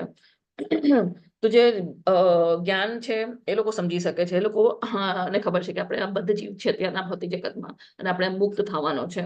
આપણે ભગવાનના કર્મોથી જ આપણે મુક્ત થવાના છે, ભગવાનની ભક્તિથી જ આપણે મુક્ત થઈ શકવાના છે. તો આ કૃષ્ણ ભાવના અમૃતમાં જે આવે છે એ એને સમજાય છે, એ સમજી શકે છે. પણ જે કૃષ્ણ ભાવના અમૃતમાં નહીં હોય, કૃષ્ણ કોન્શિયસનેસમાં નહીં હોય, એ લોકોને કોઈ દિવસ જ નહીં સમજાય. ગઈકાલે જ મેં વિડીયો સાંભળ્યો હતો, મારે નામ નથી કેવું, પણ એક છે સ્પિરિચ્યુઅલ ગુરુ કહેવાય છે, પણ આપણે ઇસ્કોન વાળા ગુરુ નથી માનતા, પણ એ સ્પિરિચ્યુઅલ નોલેજ બહુ આપે છે. એ એક જાવેદ અખ્તરનો એમનો વિડીયો હતો ગઈકાલે. અત્યારે તમને ખબર છે જાવેદ અખ્તર એટલા મોટા લિટરેસિસ્ટ છે. તો એ જાવેદ અખ્તર કહે છે ક્યાં લખ્યું છે, હું કેમ આવ્યો છું, હું શું કેમ આવ્યો છું, કોઈ સમજાવી શકે છે મને, મચ્છર કેમ છે, આ કેમ છે. જે એટીટ્યુડમાં એ વાત કરતો હતો જાવેદ અખ્તર, મેં કીધું ભાઈ તમે ભગવદ્ ગીતા વાંચો નહીં, તમે વેદાસ વાંચો નહીં, તમને કોઈ સમજાવશે પણ તો પણ નહીં તમે સમજી શકો, કારણ કે એ લાયકાત જ નથી, કોન્શિયસનેસ જ નથી, એ શું કહેવાય બુદ્ધિ જ નથી એનામાં. અને એવા જે હતા સ્પિરિચ્યુઅલ જે હતા ગુરુ વોટેવર, એને સમજાવી પણ રહ્યા હતા, સરખી રીતે સમજાવી રહ્યા હતા. વેદાસનું રેફરન્સ નહોતા આપતા. એ જે એક મિસ્ટેક હતી કે વેદાસનું એ પોતાનું ફિલોસોફી આપી રહ્યા હતા, અને ફિલોસોફી ખોટી નહોતી, પણ વેદાસ જે છે એ આપણું પ્રમાણ છે. અગર તમે વેદાસનું પ્રમાણ નહીં આપો તો કોઈ પણ તમારું સ્વીકારશે નહીં, કારણ કે વેદાસ જે છે એ સત્ય છે.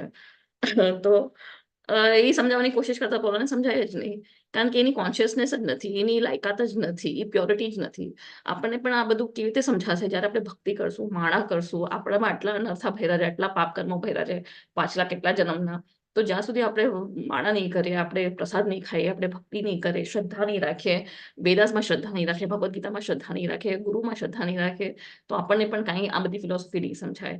જ્યારે આપણે ભક્તિ કરે છે, સ્ટાર્ટ કરે છે, માળા કરે છે, પ્યોરિફાય, આપણે ક્લેન્ઝિંગ થાય છે, આપણી શુદ્ધતા વધે છે, શ્રદ્ધા વધે છે, સાંભળીને ભગવાનની લીલાઓ સાંભળીને, રૂપ નામ ગુણ લીલા એ બધું જ્યારે આપણે સાંભળીએ છીએ તો આપણી શુદ્ધતા વધે છે, તો આપણને બધું સમજાય છે.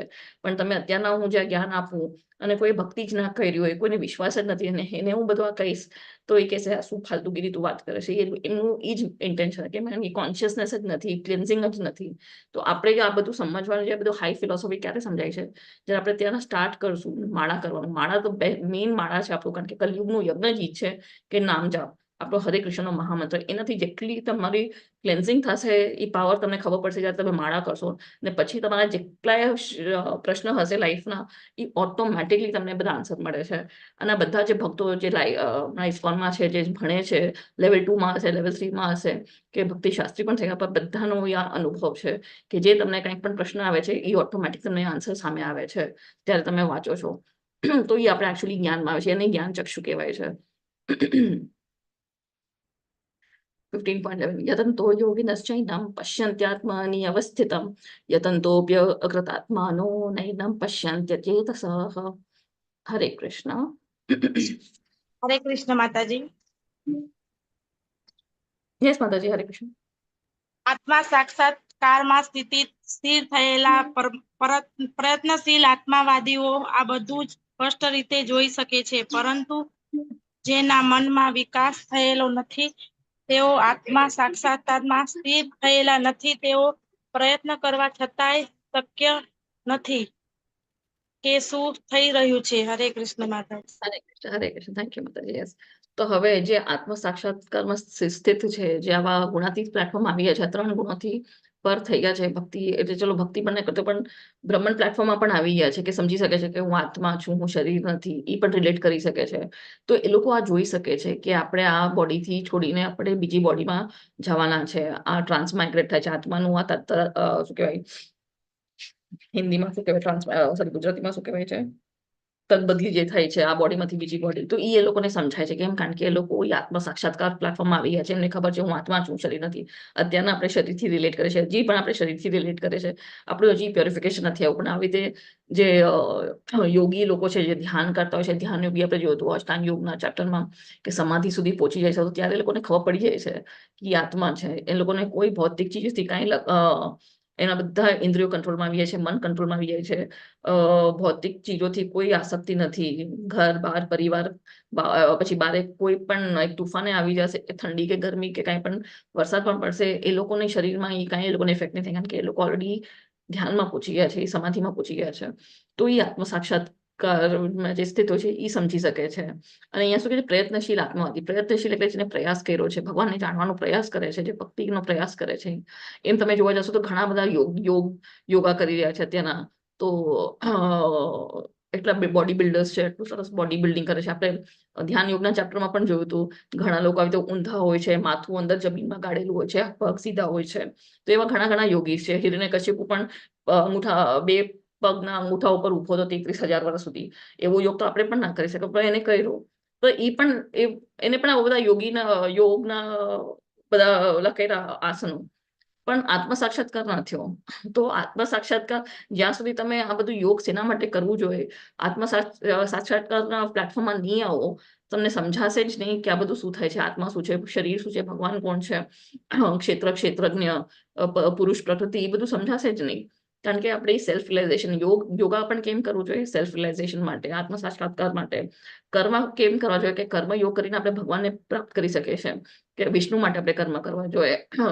જ્ઞાન શેના માટે લેવાનું છે? ભગવાન માટે, કે ભગવાનની પ્રાપ્તિ થાય એના માટે જ્ઞાન લેવાનું છે. ધ્યાન કોના ઉપર કરવાનું છે? કે ભગવાન ઉપર, કે આપણે ભગવાનના પરમાત્માના દર્શન થઈ શકે એના માટે ધ્યાન કરવાનું છે. એમ નહીં કે ધ્યાનમાં બેસી ગયા બસ માઇન્ડ કંટ્રોલ થઈ ગયું. શૂન્યમાં તમે શું ધ્યાન કરવાનું છે? શૂન્યમાંથી પછી પાછું કઈ ઈચ્છા જાગૃત થશે, પાછા આપણે નીચે પડી જવાના છે. તો એટલે શૂન્યવાદી, માયાવાદી જે આપણે કહે છે, તો એ લોકો તો બહુ ઇન્ટરેસ્ટ છે વધારે. એનાથી આપણે નાસ્તિક પણ બની શકે છે. પણ જયારે આવી રીતે જ્ઞાન લે છે તો ત્યારે આપણને સમજાય છે કે આવી રીતે જે આત્મા છે એ ટ્રાન્સમાઇગ્રેટ થાય છે, એ એક બોડીમાંથી બીજી બોડીમાં જાય છે. જેમ આપણને દેખાય 84 લાખ યોની છે, એમાંથી કોઈ પણ યોનીમાં આપણે જઈ શકીએ. એમાંથી કે આ મનુષ્ય યોનીમાં આવી ગયા એટલે આપણે પછી મુક્ત થઈ જવાના છે. નો, આપણા જેવા કર્મ છે પાછા આપણે નીચે પડી શકીએ છીએ.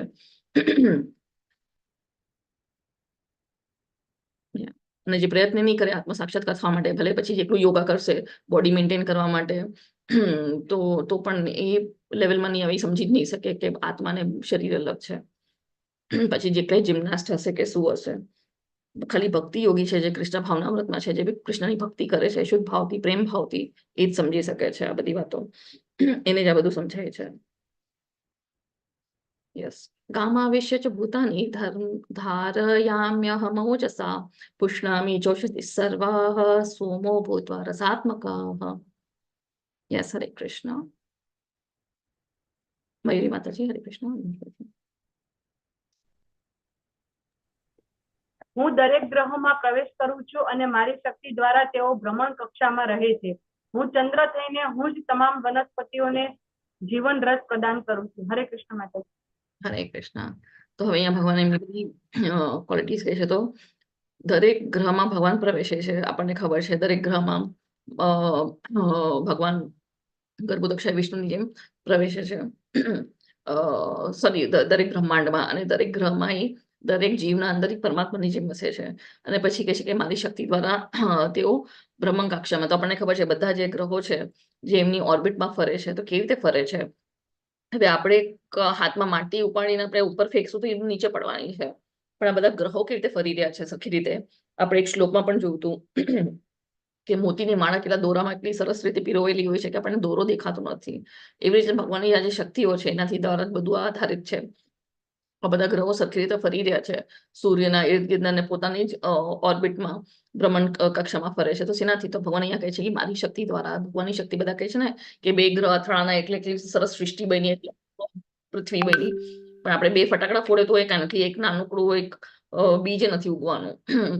તો એ બધી જે ફિલોસોફી, જે થિયરી હતી, બધી સ્ટુપિડ હતી, બધી ઓલી છે, નકામી છે. પણ એકચ્યુઅલી જે વાસ્તવિક આપણું સત્ય છે, જે આપણું જ્ઞાન છે, વિજ્ઞાન છે, એ ભગવાન અહીંયા કહી રહ્યા છે. 15.30 ભગવાન કહે છે બધું મારા શક્તિ દ્વારા બધું આધારિત છે.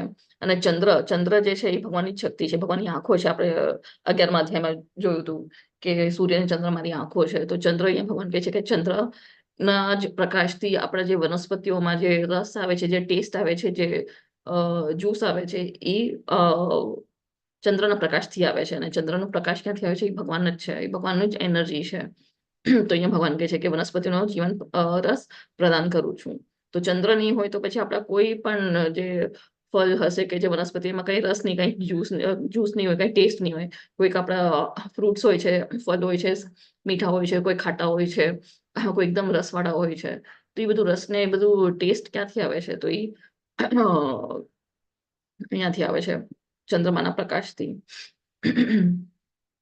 પછી અહમ વૈશ્વાનરો ભૂત્વા પ્રાણીનામ દેહમ આશ્રિતઃ પ્રાણપાન સમાયુક્ત પચામ્યાન્નમ ચતુર્વિધમ.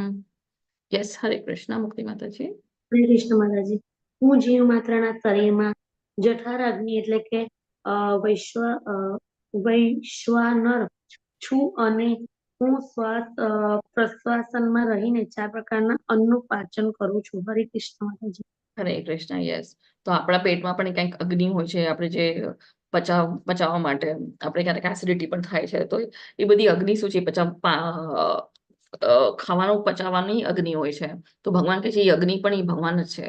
ઇમેજિન કરો, ભગવાન આપણને બધું રસ આપે છે, આપણે તો સૂર્ય આપ્યું, ચંદ્ર આપ્યું, બધા વનસ્પતિમાં રસ આપે છે. હવે એ આપણું જે આપણે ભોજન કરે છે એને પચાવવાની પણ જે અગ્નિ છે એ ભગવાન જ છે. એ પણ આપણું ખાવાનું પણ પચાવે છે. અને આપણે જે કહે છે ને કાફ પિત્ત વત જે હોય છે બધાના શરીરમાં, તો એ બધું શું છે? એ બધી અગ્નિઓ છે.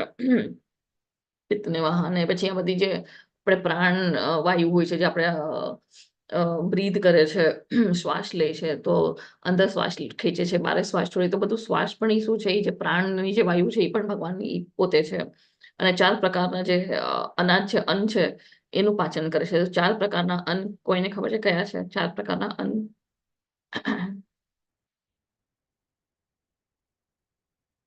હરે કૃષ્ણ.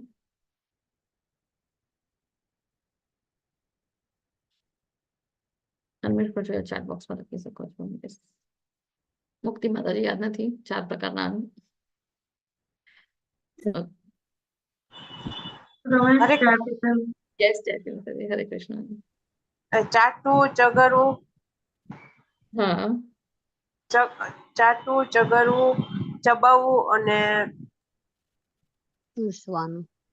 હા 4 ચ આવે છે માતાજી.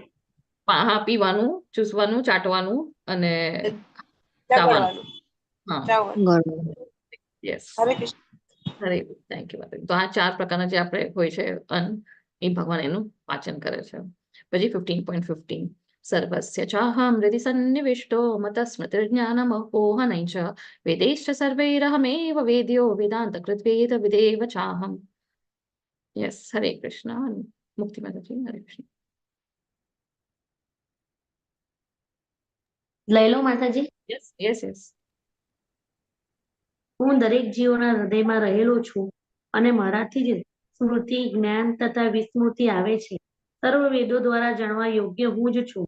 નિસંદેહ હું વેદાંતનો સંકલ્પ કરતા છું અને સર્વ વેદોનો જ્ઞાતા પણ હું જ છું. હરે કૃષ્ણ માતાજી. હરે કૃષ્ણ. થેન્ક યુ માતાજી. ત્યાં કે છે સર્વસ્ય ચાહમ હૃદિ સન્નિવિષ્ટ, કે હું બધાના હૃદયમાં વસું છું. તો આપણને ખબર છે ભગવાન આપણા હૃદયમાં પરમાત્માની જેમ વસે છે.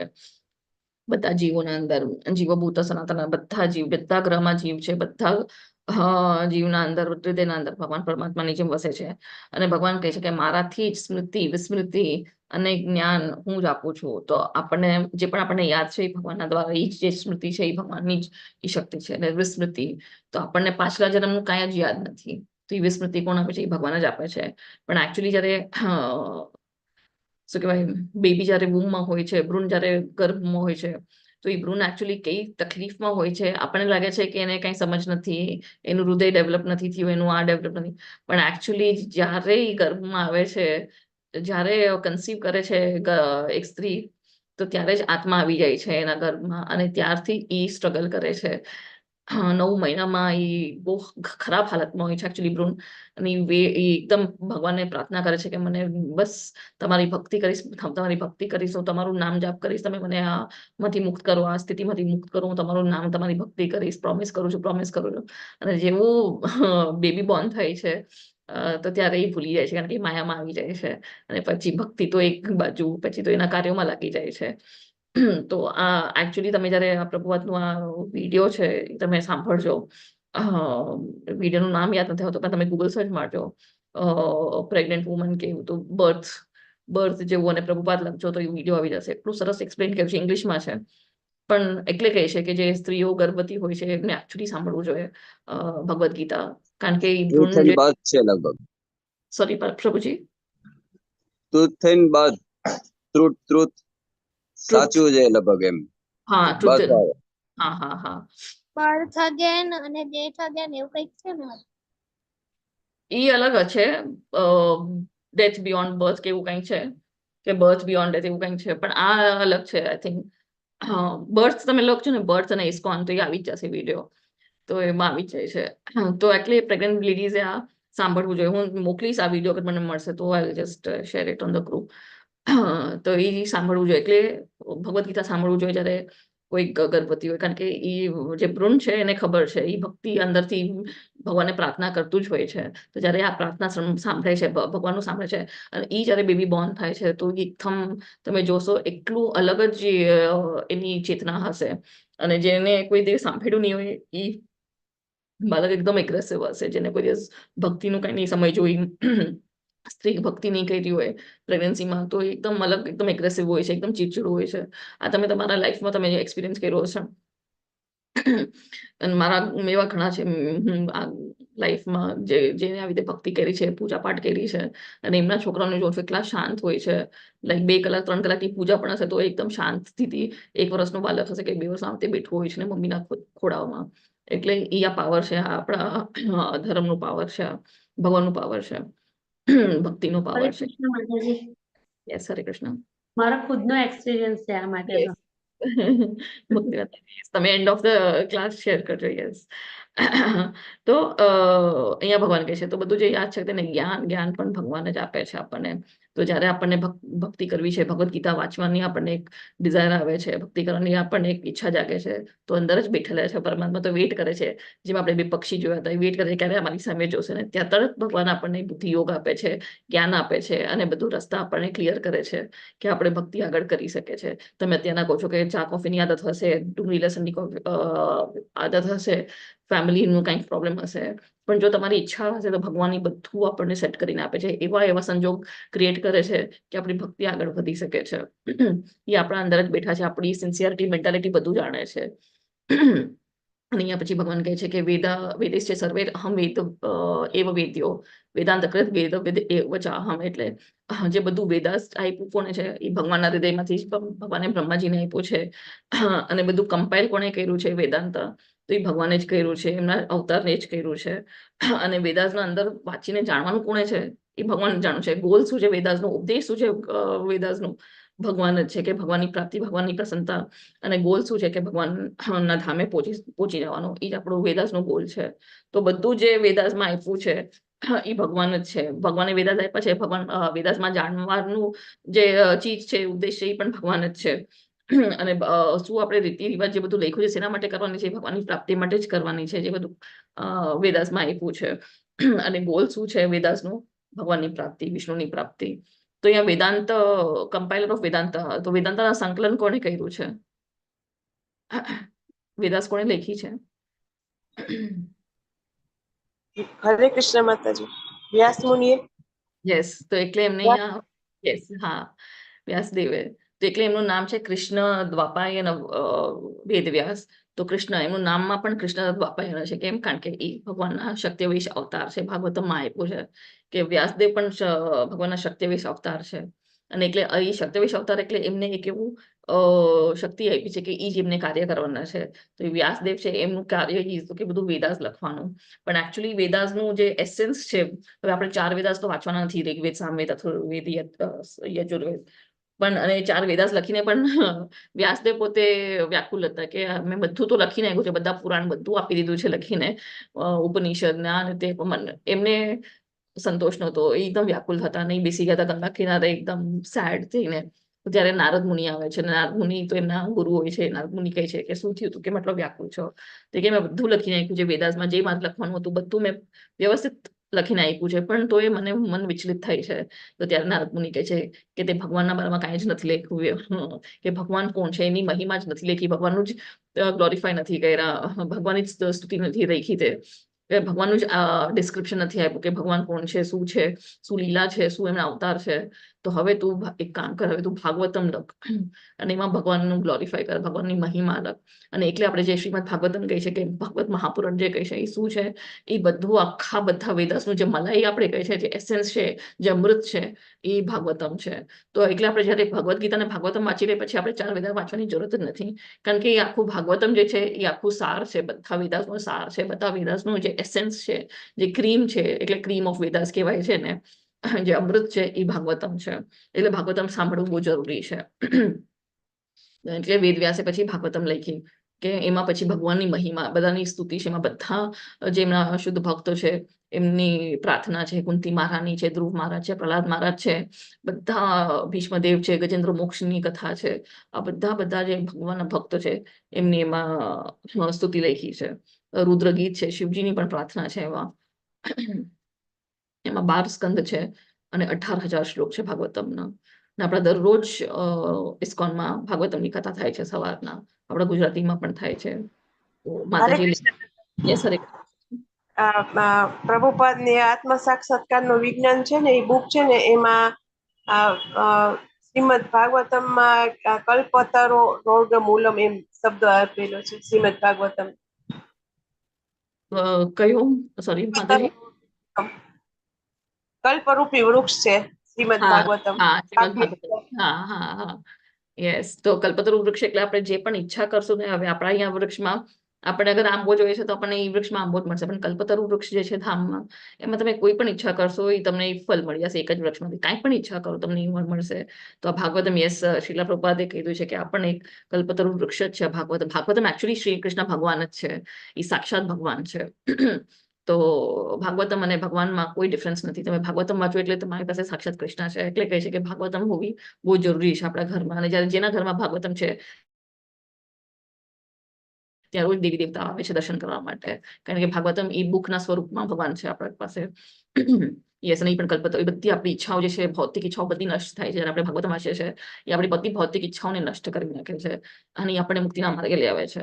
એટલે ભાગવતમ શ્રવણ બહુ જરૂરી છે અને વાંચવાનું પણ બહુ જરૂરી છે. નિત્યમ ભાગવત સેવયા સેવયા એટલે કહેવાય છે નિત્યમ ભાગવત સેવયા. જેને વૈષ્ણવ બનવું છે, જેને ભગવાનની ભક્તિ કરવી છે, તો નિત્યમ ભાગવત સેવયા એટલે નિત્યમ એટલે એવરી ડે, રોજ આપણે ભાગવતમ શ્રવણ કરવું જોઈએ, સાંભળવું જોઈએ કે વાંચવું જોઈએ. તો આવી રીતે ભક્તો જે છે પછી આવી રીતે આચાર્યોનું જ્ઞાન લઈને, તે શ્રવણ કરીને, કીર્તન કરીને અને આવી રીતે એકદમ સરખી રીતે પ્રસાદ બનાવે છે. કારણ કે બધી વિધિ આપી છે કે કેવી રીતે ભગવાનની ભક્તિ કરવાની છે ને એકદમ પ્રેમ ભાવથી આવી રીતે ભગવાનની માટે ભોગ બનાવી રહ્યા છે. તો બધું જ ભગવાન આપણને આપ્યું છે. કેવી રીતે બધી પ્રોસેસ પણ આપી છે, કેવી રીતે આપણે ભક્તિ કરવાની છે, કેવી રીતે આપણે મુક્ત થઈ શકે છે 3 ગુણોથી, કેવી રીતે આપણે મુક્ત થઈ શકે છે, અનાસક્ત થઈ શકે છે, ભૌતિક જગતથી અનાસક્ત થઈ શકે છે. અને આપણને આ શ્લોક ખબર છે, વિદ્યા વિનય સંપન્ને બ્રાહ્મણે કવિ અસ્તિ નિષુણી ચૈવ શોપાકે ચ પંડિત સમદર્શિના, કે બધાને આપણે પછી અગર જયારે આવી રીતે વેદ વાંચે છે, સમજાય છે, તો આપણને બધાને આપણે એક સમાન દ્રષ્ટિથી જોઈ શકે છે. પછી ભલે ગાય હોય કે બ્રાહ્મણ હોય કે હાથી હોય કે ચંડાલ હોય કે કૂતરો હોય, બધાને આપણે એક સમાન જોઈ છે. કેમ? કારણ કે બધાના અંદર આપણને પરમાત્મા દેખાશે. જયારે આપણે એ લેવલમાં આવી જશું, શુદ્ધતામાં આવી જશું, તો બધાના અંદર આપણને પરમાત્મા દેખાશે. અને આપણું લક્ષ્ય ચૂકવાનું નથી. આપણે દૃઢ નિશ્ચયથી આપણે ભક્તિ કરવાની છે. જેમ બધા અહીંયા આ સ્ટોરી બધાને ખબર છે, જયારે દ્રોણાચાર્ય બધા પાંડવોને કૌરવોને પૂછે છે કે તમારે પક્ષીના આંખમાં લક્ષ્ય ભેદવાનું છે, તમને શું દેખાય છે? બધા અલગ અલગ વર્ણન કરે છે. પણ જયારે અર્જુનને પૂછે તો અર્જુનનું શું હતું કે મને ફક્ત પક્ષીની આંખ જ દેખાય છે. તો એવું આપણું ગોલ, એવું આપણું લક્ષ્ય હોવું જોઈએ કે ભગવાનની પ્રાપ્તિ. એ જ આપણું આખું આ મનુષ્ય જન્મનું આ જ છે, મનુષ્ય જીવનનું આ જ લક્ષ્ય છે કે ભગવાનની પ્રાપ્તિ, પાછા ભગવાનના ધામે જવા માટે. તો ધ્યાન ચૂકશો નહીં. તો ધ્યાન શું છે આપણું? એ કૃષ્ણ. અગર કૃષ્ણને ચૂકી જશું, આપણે કૃષ્ણની ભક્તિ જ નહીં કરે, નામ જાપ નહીં કરે, સાંભળશું નહીં, શ્રવણ નહીં કરે, શ્રદ્ધા નહીં રાખીએ, તો આખું જીવન વ્યર્થ છે. પછી ભલે તમે ગોલ્ડ મેડલિસ્ટ હશો તમારા ફિલ્ડમાં, કે તમે રેન્ક હોલ્ડર હશો, કે હાઈએસ્ટ સેલરી હશે, કે હાઈએસ્ટ ઇન્કમ હશે, સૌથી મોટા રિચેસ્ટ પર્સન હશો, કે સૌથી સુંદર વ્યક્તિ હશો દુનિયાના, પણ અગર ભક્તિ જ નહીં હોય લાઈફમાં, તો આખું જીવન તમારું વ્યર્થ છે. અને કરોડો કરોડો જન્મ લેતા જશો, તમે અનુમાન લગાડતા જશો ફિલોસોફિકલ સર્ચ માટે, ખાલી અનુમાન કરશો, શંકા રાખશો, તો એકલા જન્મ લેવા પડશે ને કંદમાં બંધાવવું પડશે. મુક્ત જ નહીં થાય જ્યાં સુધી ભગવાનના શરણી નહીં આવે, જ્યાં સુધી આપણે શરણાગત નહીં થાય, આત્મ સાક્ષાત્કાર નહીં થાય, પાપ પુણ્ય કર્મ બધા આપણા નષ્ટ નહીં થાય, તો ત્યાં સુધી આપણું ઉદ્ધાર નથી. આપણે પરફેક્શનમાં નહીં આવે, આપણે સિદ્ધિમાં નહીં આવે, આપણે ભગવાનના પાસે જઈ જ નહીં શકીએ. આપણું જે રિલેશન છે, જે કોન્ટેક્ટ છે, આપણે એસ્ટાબ્લિશ જ નહીં કરી શકીએ. જોડાશું જ નહીં આપણે ભગવાન સાથે. તો ભગવાન સાથે જોડાવા માટે આપણે કૃષ્ણ ભાવનામૃતમાં આવવું બહુ જરૂરી છે. કૃષ્ણની ભક્તિ બહુ જરૂરી છે. આપણું નામ જાપ, સૌથી પહેલો સ્ટેજ આપણું તો શ્રદ્ધા, સાધુ સંગા, ભજન ક્રિયા અને શ્રવણમ. ફર્સ્ટ સ્ટેજ પ્રોસેસ શું છે? શ્રવણમ, કે સાંભળવાનું, શ્રવણમ કીર્તનમ, નામ જાપ, ભજન, ભગવાનનું લીલાઓ બોલવાની, અને વિષ્ણુ સ્મરણમ, કે ભગવાન સતત આપણા માઇન્ડમાં ભગવાન રહેવા જોઈએ, કે ભગવાન માટે આપણે શું કરવાનું છે નેક્સ્ટ, એમનું જ આપણું ચિંતન હોવું જોઈએ. કૃષ્ણ કૃષ્ણ કૃષ્ણ બેકગ્રાઉન્ડમાં. Sorry, yes. યમામેવ મમ સમૂઢો જાનાતિ પુરુષોત્તમમ સ સર્વવિદ ભજતિ મામ સર્વભાવેન ભારત. યસ, જય શ્રી માતાજી. હરે કૃષ્ણ. મનુષ્ય સંશય રહિત થઈને મને પૂર્ણ પુરુષોત્તમ પરમેશ્વર તરીકે જાણે છે, તે બધું જાણનારો છે. માટે હે ભરત પુત્ર, તે મનુષ્ય મારી પૂર્ણ ભક્તિમાં પરોવાઈ જાય છે. હરે કૃષ્ણ. હરે કૃષ્ણ. યસ, થેન્ક યુ માતાજી. તો અહીંયા કહે છે કે ભગવાનને આવી રીતે કેવી રીતે જાણી શકે કે પૂર્ણ પુરુષોત્તમ તરીકે? તો એ સંશય રહિત એટલે કોઈ શંકા વગર જ્યારે આપણે સાંભળીએ છીએ, આજ્ઞાપૂર્વક આપણે સાંભળીએ છીએ, સરેન્ડરથી સાંભળીએ છીએ, કોઈ ડાઉટ વગર આપણે સાંભળીએ છીએ. ડાઉટ એટલે ભગવાન ઉપર ડાઉટ નહીં, ભગવાનના શબ્દો ઉપર ડાઉટ નહીં, શાસ્ત્રો પર ડાઉટ નહીં, ગુરુ ઉપર ડાઉટ નહીં. અગર ડાઉટ હશે તો પછી આપણી ભક્તિ ત્યાં જ અટકાઈ જશે. પણ આવી રીતે ડાઉટ વગર કોઈ આપણે જયારે સાંભળીએ છીએ, શંકા વગર આપણે જયારે સાંભળીએ છીએ, શરણાગત આવે છે, તો આપણે ભક્તિમાં આગળ વધી શકીએ છીએ અને પ્રોપરલી આપણે ભગવાનના ભક્તિમાં પીરવાઈ શકીએ છીએ. પણ અગર આપણે આવી રીતે અનુમાન લગાડશું તર્ક વિતર્ક કે કોણ જોવા ગયું છે આ સાચું છે કે નહીં, કોણ જોવા ગયું છે, કોણે લખ્યું છે, કોઈ કે મન ધડન લખ્યા, આટલું પરફેક્ટલી કોણ મન ધડન લખવાનું હતું, પેલી વાત તો એ છે. તો એટલે એ વ્યક્તિની આપણે ચેતના જોવી જોઈએ. જે આવી વાત કરે એનો મતલબ એ છે કે એ નાસ્તિક પ્રવૃત્તિ એનાથી આપણે દૂર રહેવાનું છે. અને આપણે કોઈને સાથે આ શેર નથી કરવાનું નોલેજ. આપણે બીજાને કહી શકીએ કે તમે આ લિંકમાં જોડાઓ, તમે આ જ્ઞાન લો. આપણે અત્યારના એ લેવલમાં નથી કે આપણે બીજાને જ્ઞાન આપી શકીએ, કારણ કે આપણે પરફેક્ટ નથી, આપણી નોલેજ એટલી પરફેક્ટ નથી ભગવાન માટે. આપણે ભગવાનને કમ્પ્લીટલી ઓળખી નથી શકી કે સમજી નથી શક્યા. પણ અત્યારના આપણે પ્રયાસ કરવાનો છે કે બીજાને આપણે ભગવાનના આમાં લાવી શકીએ, કૃષ્ણ કોન્શિયસનેસમાં લાવી શકીએ. આપણે કીર્તન કરીએ તો બધાને ઇન્વોલ્વ કરીએ કે કીર્તન કરવા આવો. અત્યારના દામોદર મંચ છે, સૌથી બેસ્ટ છે આ તો ટાઈમ કે તમે દામોદર દીપદાન કરો, ઘરે બોલાવો લોકોને, કદી ખાલી દેખાડવાનો છે એ લોકોને, પ્રસાદ ખવડાવો. તો એનાથી એ લોકોની સુકૃતિ વધશે, પ્યોરિફિકેશન વધશે, તો એ લોકોને ઇન્ટરેસ્ટ આવશે, ઓટોમેટિક આવશે. પછી ભગવાન જ છે એ બધું રસ્તો કાઢશે. આપણે જ્યારે કોઈને સમજાવવાનું નથી આ બધી ફિલોસોફી, અત્યારે આપણે સાંભળવાની છે, સમજવાની છે. જેટલું આપણે ઉતારી શકીએ આપણે આગળ વધવાનું છે લેવલમાં. અને જ્યારે આપણે એ લેવલમાં આવે તો આપણે બીજાને ઇન્વોલ્વ કરીને પછી તમે પણ લેવલ 1 લઈ શકો છો. લેવલ 1 શું છે? બેઝિક છે. તો એવી રીતે તમે આપણે એડ કરવાના છે લોકોને. ક્યાં તો તમે ટેમ્પલમાં જઈને વોલેન્ટિયરિંગ કરો, તો આપણે પોતાની પહેલા શુદ્ધતા જોવાની છે. બીજા સાથે આપણે ડિબેટ કે આર્ગ્યુ નથી કરવાનું, કારણ કે અત્યારના આપણી પણ એટલી ફિલોસોફી સ્ટ્રોંગ નથી, આપણે પણ એટલા શાસ્ત્રમાં સ્ટ્રોંગ નથી. પણ આવી રીતે જયારે ભગવાનના શરણે આવે છે આપણે વિધાઉટ કોઈ ડાઉટ, તદ્વિધિ પ્રણિપાતેના પરિપ્રશ્નેના સેવયા ઉપદેક્ષ્યંતિ જ્ઞાનમ જ્ઞાનિનસ્ તત્વદર્શિનઃ, કે આપણે વિનમ્ર ભાવથી આપણે જયારે એક ગુરુની જે પરંપરામાં ગુરુ આવે છે એમની સેવા કરે છે, એમને વિનમ્રતાથી આપણે જયારે પ્રશ્ન પૂછે તો એ આપણને સત્યનું જ્ઞાન આપે છે. કેમ? કારણ કે એમને સત્ય જોયું છે. તો એવી રીતે આપણને એ ભક્તિ, જે માતાજી સ્ટાર્ટિંગમાં કીધું કે ગુરુ સિવાય આપણને ભગવાન મળવાના નથી, તો એ ગુરુ જે છે એ આપણા માધ્યમ છે જે આપણને ભગવાન પાસે પહોંચાડી શકે છે. એમનું આપણે જયારે શ્રવણ કરશું, એમનું જયારે આપણે સાંભળશું, ફોલો કરશું એમના ઇન્સ્ટ્રક્શન, એમની ગાઈડન્સ, તો આપણને ભગવાનની ભક્તિમાં આપણે પરફેક્ટ થશું અને ભગવાન પાસે પહોંચી શકીએ છીએ. નહીં તો કેટલા જન્મ લેવા પડશે ને આપણે ખાલી અનુમાન લગાડતા રહીશું. તો આપણું જેટલા કર્મ કરશું, એકદમ સારા કર્મ, ભલે કર્મકાંડ પણ કરશું, કોઈનું આપણે નુકસાન નહીં કરે, શાસ્ત્રમાં આપ્યું છે એવી રીતે આપણે સારા કાર્ય કરશું, કોઈ નોનવેજ નહીં, કોઈ બીજાને હેરાન નહીં, પણ ભક્તિ નહીં કરે, તો એ પાછા જન્મ લેવો જ પડશે બીજા કર્મ કરવા માટે, સારા કર્મ કરવા માટે. મે બી આપણે સ્વર્ગ પહોંચી જશું પણ પાછા નીચે જવું પડશે. પણ જયારે ભક્તિ કરીએ છીએ તો આપણે આ સીધા મુક્ત થઈ છે.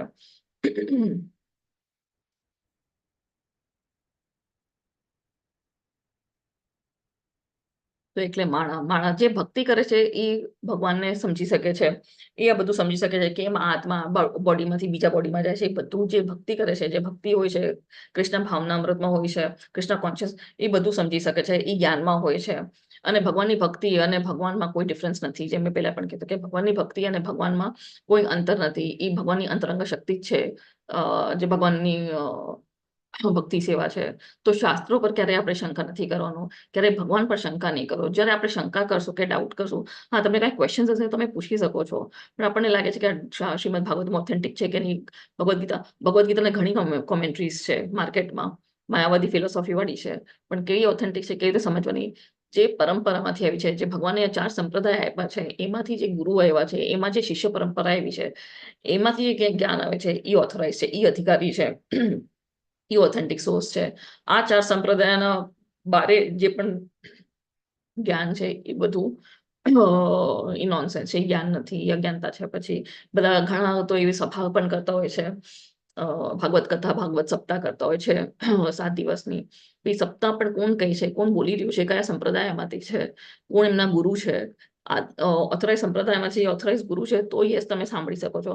એટલે એમનાથી પણ તમે જયારે ભાગવત સપ્તાહ સાંભળો છો, ભાગવત કથા સાંભળો છો, તો એ તો અગર પૈસા માટે કરતા હશે, પૈસા, કારણ કે બોલવામાં તો ઘણા એક્સપર્ટ હોય છે, બોલવાની વાણી સરસ હોય છે, એટલે ઘણા લોકો એ રીતે પૈસા કમાવા માટે સપ્તાહ કરે છે, ને એ હકીકત છે. તો તમે પૈસા દઈને જાઓ છો, એટલા પૈસા, લાખ 2 લાખના સપ્તાહો ચાલે છે. તો એ પૈસા કમાવા માટેના ઇન્ટેન્શનમાંથી અગર એ સપ્તાહ કરે છે તો એ તો નર્કમાં જશે, પણ આપણે જે સાંભળે છે આપણું પણ એ વધારે ખોટા ઓલામાં પડી જશું. એટલે જે આપણે કોનાથી સાંભળે છે, કોણ સોર્સ છે, એ જાણવું બહુ જરૂરી છે. ઓથેન્ટિક સોર્સ છે, ઓથેન્ટિક માણસ છે, ઓથેન્ટિક ગુરુ છે, એમના પણ ગુરુ ઓથેન્ટિક છે, એ જયારે આપણે સાંભળીએ છીએ તો ઓથોરાઇઝ છે, તો એ આપણું ઉદ્ધાર થશે. નહીં તો પછી મતલબ જ નથી, આપણે પાછા એ જ ધર્મના બંધનમાં જ ફસાવાના છે. અને જે જાણી લે છે કે વેદાસનું ઉદ્દેશ્ય શું છે, ભગવાન જ છે, તો એ બધું જાણી લે છે અને પછી વેદાસ વાંચવાની જરૂરત જ નથી. ખાલી ભગવદ્ ગીતા, ભાગવતમ આ બે બુક આપણી ઇમ્પોર્ટન્ટ છે લાઈફમાં. આ આપણે બે બુક્સ વાંચી લેશું, સમજી લેશું, ઉતારી લેશું, જીવનમાં આપણે ફોલો કરશું ઇન્સ્ટ્રક્શન એના, તો આપણે બીજા બધા વેદાસ વાંચવાની પણ આપણે આખા વેદાસનું પર્પઝ જાણી લેશું કે શું છે. અને એ છે ભગવાન કૃષ્ણ. અને પ્રભુપાદ કહે છે કે જે કોઈ વ્યક્તિ વેદાનો ધ્યેય કૃષ્ણને શોધ્યા વિના વેદાના અભ્યાસ કરે છે તો તે ફક્ત પોતાના કિંમતી સમયનું બગાડે છે. જેમ આપણે જોયું બ્રાહ્મણ પત્નીને જો ઉદાહરણ જોતો કે બ્રાહ્મણો આટલું વેદું મંત્ર બધું ઉચ્ચારણ કરે છે, બધું યજ્ઞ બધું પ્રોપરલી કરે છે, પણ એમને ખબર જ નથી કે કૃષ્ણ અને બલરામ જ ભગવાન છે. તો આખું વ્યર્થ છે. જે તમે જેટલું કર્મકાંડ કરશો, વેદાસમાં તો બધું લખ્યું છે, આ દેવી દેવતાનું પૂજા કરો, આ કરો તો આ સારું થશે, આ કરો તો આ સારું થશે, આ દેવોનું આટલું આ ચડાવો તો સારું થશે. તો શેના માટે કરવું જોઈએ? એકચ્યુઅલ ગોલ શું છે? કૃષ્ણ છે એ ખબર જ નહીં પડે. તો જેટલું તમે કર્મકાંડ કરશો, તો નરેક મહારાજની સ્ટોરી આપણે જોઈ તો એટલું પ્રોપરલી એમને બ્રાહ્મણોને દાન આપ્યું, ગૌદાન સૌથી હાઈએસ્ટ દાન કહેવાય છે. બધું એમને દાન વ્યવસ્થિત કર્યું, પણ શું થયું? છેલ્લે એક ભૂલથી આખું એમને ચીપકલી જેવું વ્યતીત કરવું પડ્યું જીવન. તો એ છે, અગર આપણે ભગવાન કૃષ્ણ જે આપણું વેદાસનો જે મેઇન ગોલ કૃષ્ણ છે એ સમજશું ને, જેટલા તમે સારા કર્મ કરો, જેટલું તમે જ્ઞાન લો, કે જેટલું તમે ધ્યાનમાં બેસો, ભગવાન અલ્ટિમેટ આપણું ડેસ્ટિનેશન છે ખબર જ નહીં હોય તો એ વ્યર્થ છે. ભક્તિ જ નહીં હોય તો એ આખું આપણું લાઈફ આપણે વેસ્ટ કરવાના છે અને ઘણા પાછા આપણે એવા બોડીમાં આવવું જ પડશે. પછી ઇતિ ગુહ્યતમમ શાસ્ત્રમ એતમ મુક્તમ મયા નઘ એતદ બુદ્ધ્વા બુદ્ધિમાન સ્યાત્ કૃતકૃત્યશ્ચ ભારત. યસ, આ છેલ્લો શ્લોક છે. હરે કૃષ્ણ. યસ મેરી માતાજી. હે નિષ્પાપ, આ વૈદિક શાસ્ત્રો ગુપ્ત ભાગ છે અને મેં હવે પ્રગટ કર્યો છે. જે કોઈ મનુષ્ય આને સમજી જાય છે તે બુદ્ધિમાન થઈ જશે તથા તેના પ્રયાસો સંપૂર્ણ થઈ જશે. હરે કૃષ્ણ. હરે કૃષ્ણ. હરે કૃષ્ણ. થેન્ક યુ માતાજી.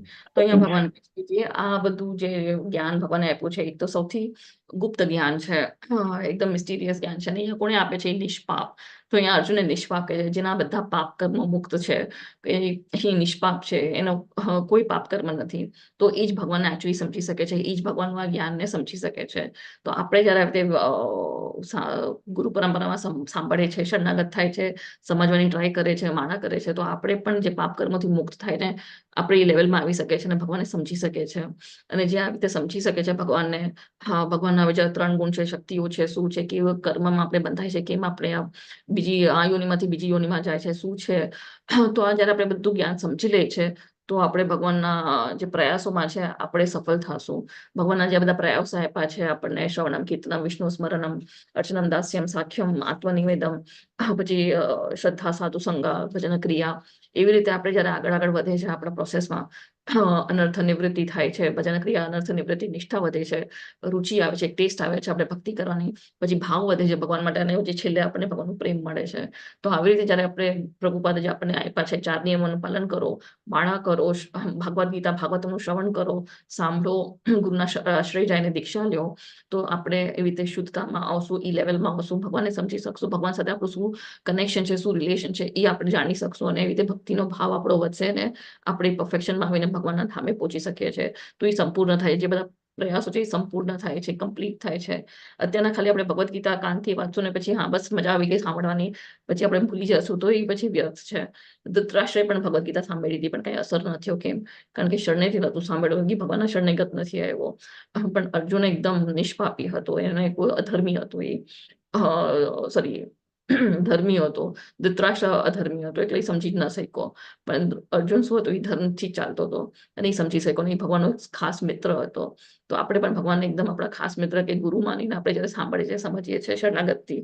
અને ભગવાન શું છે? ભગવાન એક સૂર્યની જેમ છે, જે અજ્ઞાનતાનું અંધકાર દૂર કરે છે. જેમ સૂર્ય અંધકાર દૂર કરે છે એના પ્રકાશથી, તો ભગવાન શું છે? આપણા મનમાં બેસીને આપણો અજ્ઞાનતાનો અંધકાર દૂર કરે છે. એનાથી આ બધું ભગવદ્ ગીતા, ભાગવતમ, ભગવદ્ ગીતા એમના પોતાના શબ્દ છે, પોતાના કમલ મુક્તિ શબ્દ નીકળ્યા છે, અને ભાગવતમ એમના બધા જે ભક્તો છે એમના મુખેથી. તો ભક્તોની પણ સ્તુતિ આપણે જયારે સાંભળે છે, એમની મહિમા સાંભળે છે, તો એ ભગવાન જેટલી જ મહિમા કહેવાય છે. એમાં પણ આપણને એટલું પ્યોરિફિકેશન મળે છે જેમના શુદ્ધ ભક્તોનું આપણે જયારે સાંભળીએ છીએ. એટલે ભાગવતમ સાંભળવું બહુ જરૂરી છે. અને કૃષ્ણ કોન્શિયસ જ એક છે જે આપણને પ્યુરિફાય કરે છે, કારણ કે એ આપણે ભગવાન તરફ લઈ જાય છે. કૃષ્ણ ભાવના વ્રત જે બીજા બધા આપણે જોઈએ છે બાબા હોય છે, જે બધા કહે છે કે મારો જ ફોટો રાખો, મારી જ ભક્તિ કરો, મારી જ પૂજા કરો, પણ ભગવાન પાસે નહીં લઈ જાય તો એ સાચા ગુરુ નથી. સાચા ગુરુ શું છે? જે આપણને કૃષ્ણ ભક્તિ આપે છે, કૃષ્ણ ભગવાન આપણને આપે છે લાઈફમાં, આપણે કેવી રીતે મુક્ત થઈ શકે છે આ ભૌતિક જગતમાં, એ બધું જ્ઞાન આપે છે, એને સાચા ગુરુ કહેવાય છે. અને એ કૃષ્ણ ભાવના અમૃત નથી થતું, કારણ કે કૃષ્ણ ભગવાન કોણ છે? એ પરમ પુરુષ છે, એ પુરુષોત્તમ ભગવાન છે. એટલે આ પુરુષોત્તમ યોગ આ ચેપ્ટરનું નામ છે. આપણને બધા ખબર છે દેવી દેવતા અલગ અલગ બધા છે, બધા માનતા હશે, પણ એકચ્યુઅલ બધાના સ્વામી કોણ છે? આખા જગતના સ્વામી કોણ છે? એ ભગવાન શ્રી કૃષ્ણ છે, એ પોતે કહે છે. તો આપણે અત્યારના આપણી દુર્બળતા શું છે? હૃદયની ઈચ્છાઓ, બધી આપણી ઈચ્છાઓ શક્તિમાં લાગ્યા છે, ને ઈચ્છાઓના લીધે આપણે જે છે ફસાઈ ગયા છે, આપણે ભૌતિક જગતના બંધનમાં આવી રહ્યા છે. તો આપણે આ બધા ઈચ્છાઓથી આપણે મુક્ત થવાનું છે, તો જ આપણને ભગવાન સમજાશે. જો ઈચ્છાથી આપણે મુક્ત નહીં થાય તો આપણને ભગવાન નહીં સમજાય. બેઉ ચીજ આપણે નહીં કરી શકીએ. ચલો ઈચ્છાની પણ પૂર્તિ કરીને ભક્તિ પણ કરે તો એ આપણે ત્યાં જ રહેવાના છે, આપણી ભક્તિ વધવાની નથી. જ્યારે ઈચ્છા કટ થશે તો ભક્તિ વધશે. ઈચ્છા કટ નહીં થાય અને ભક્તિ પણ તમે કરશો તો એ ભક્તિમાં જ અટકાઈ રહેશે, ઈચ્છા વધતી જશે, ઈચ્છા નીચે નહીં આવે. પણ ભક્તિ કરશો તો ઈચ્છા જશે. માળા કરશું, 16 માળા કરશું. ભાઈ તો કાર્તિક મહિનો છે, કેટલી માળા કરવી જોઈએ, હજારો ગુણમાં આપણને ફાયદો મળે છે. તો આપણે આ બધા એટેચમેન્ટથી આપણે ડિટેચ થશું, અનાસક્ત થશું. તો એટલે ગુરુ પર શંકા નહીં, સાધુ શાસ્ત્ર અને માળા જે આપણી છે એ કરવી જોઈએ, અને આવી રીતે સંકીર્તન પરિવારમાં મળીને આપણે ભક્તિ કરવાની છે. એટલે અહીંયા પ્રભુપાદ કહે છે ચેન્ટ એન્ડ બી હેપી. તો આપણે હરે કૃષ્ણનો મહામંત્ર બોલશું તો આપણે ખુશ રહીશું, નહીં તો પછી આપણે દુઃખી થવાના છે ને ભૌતિક જગતમાં ફસાતા રહીશું. સો હરે કૃષ્ણ કૃષ્ણ કૃષ્ણ હરે હરે, હરે રામ રામ રામ હરે હરે. વાંછકલ્પતરુભ્યશ્ચ કૃપાસિંધુભ્યેવ ચ પતિતાનાં પાવનેભ્યો વૈષ્ણવેભ્યો નમો નમઃ. અંતગુરી વૈષ્ણવવૃંદ કી જય. શ્રીલ પ્રભુપાદ કી જય. જય શ્રી કૃષ્ણ ચૈતન્ય પ્રભુ નિત્યાનંદ શ્રી અદ્વૈતા ગદાધર શ્રીવાસાદિ ગૌર ભક્ત વૃંદા. હરે કૃષ્ણ કૃષ્ણ કૃષ્ણ હરે હરે, હરે રામ રામ રામ હરે હરે. હરે કૃષ્ણ સર્વને. કોઈ કઈ ડાઉટ હરે હોય? કૃષ્ણ માતાજી. હરે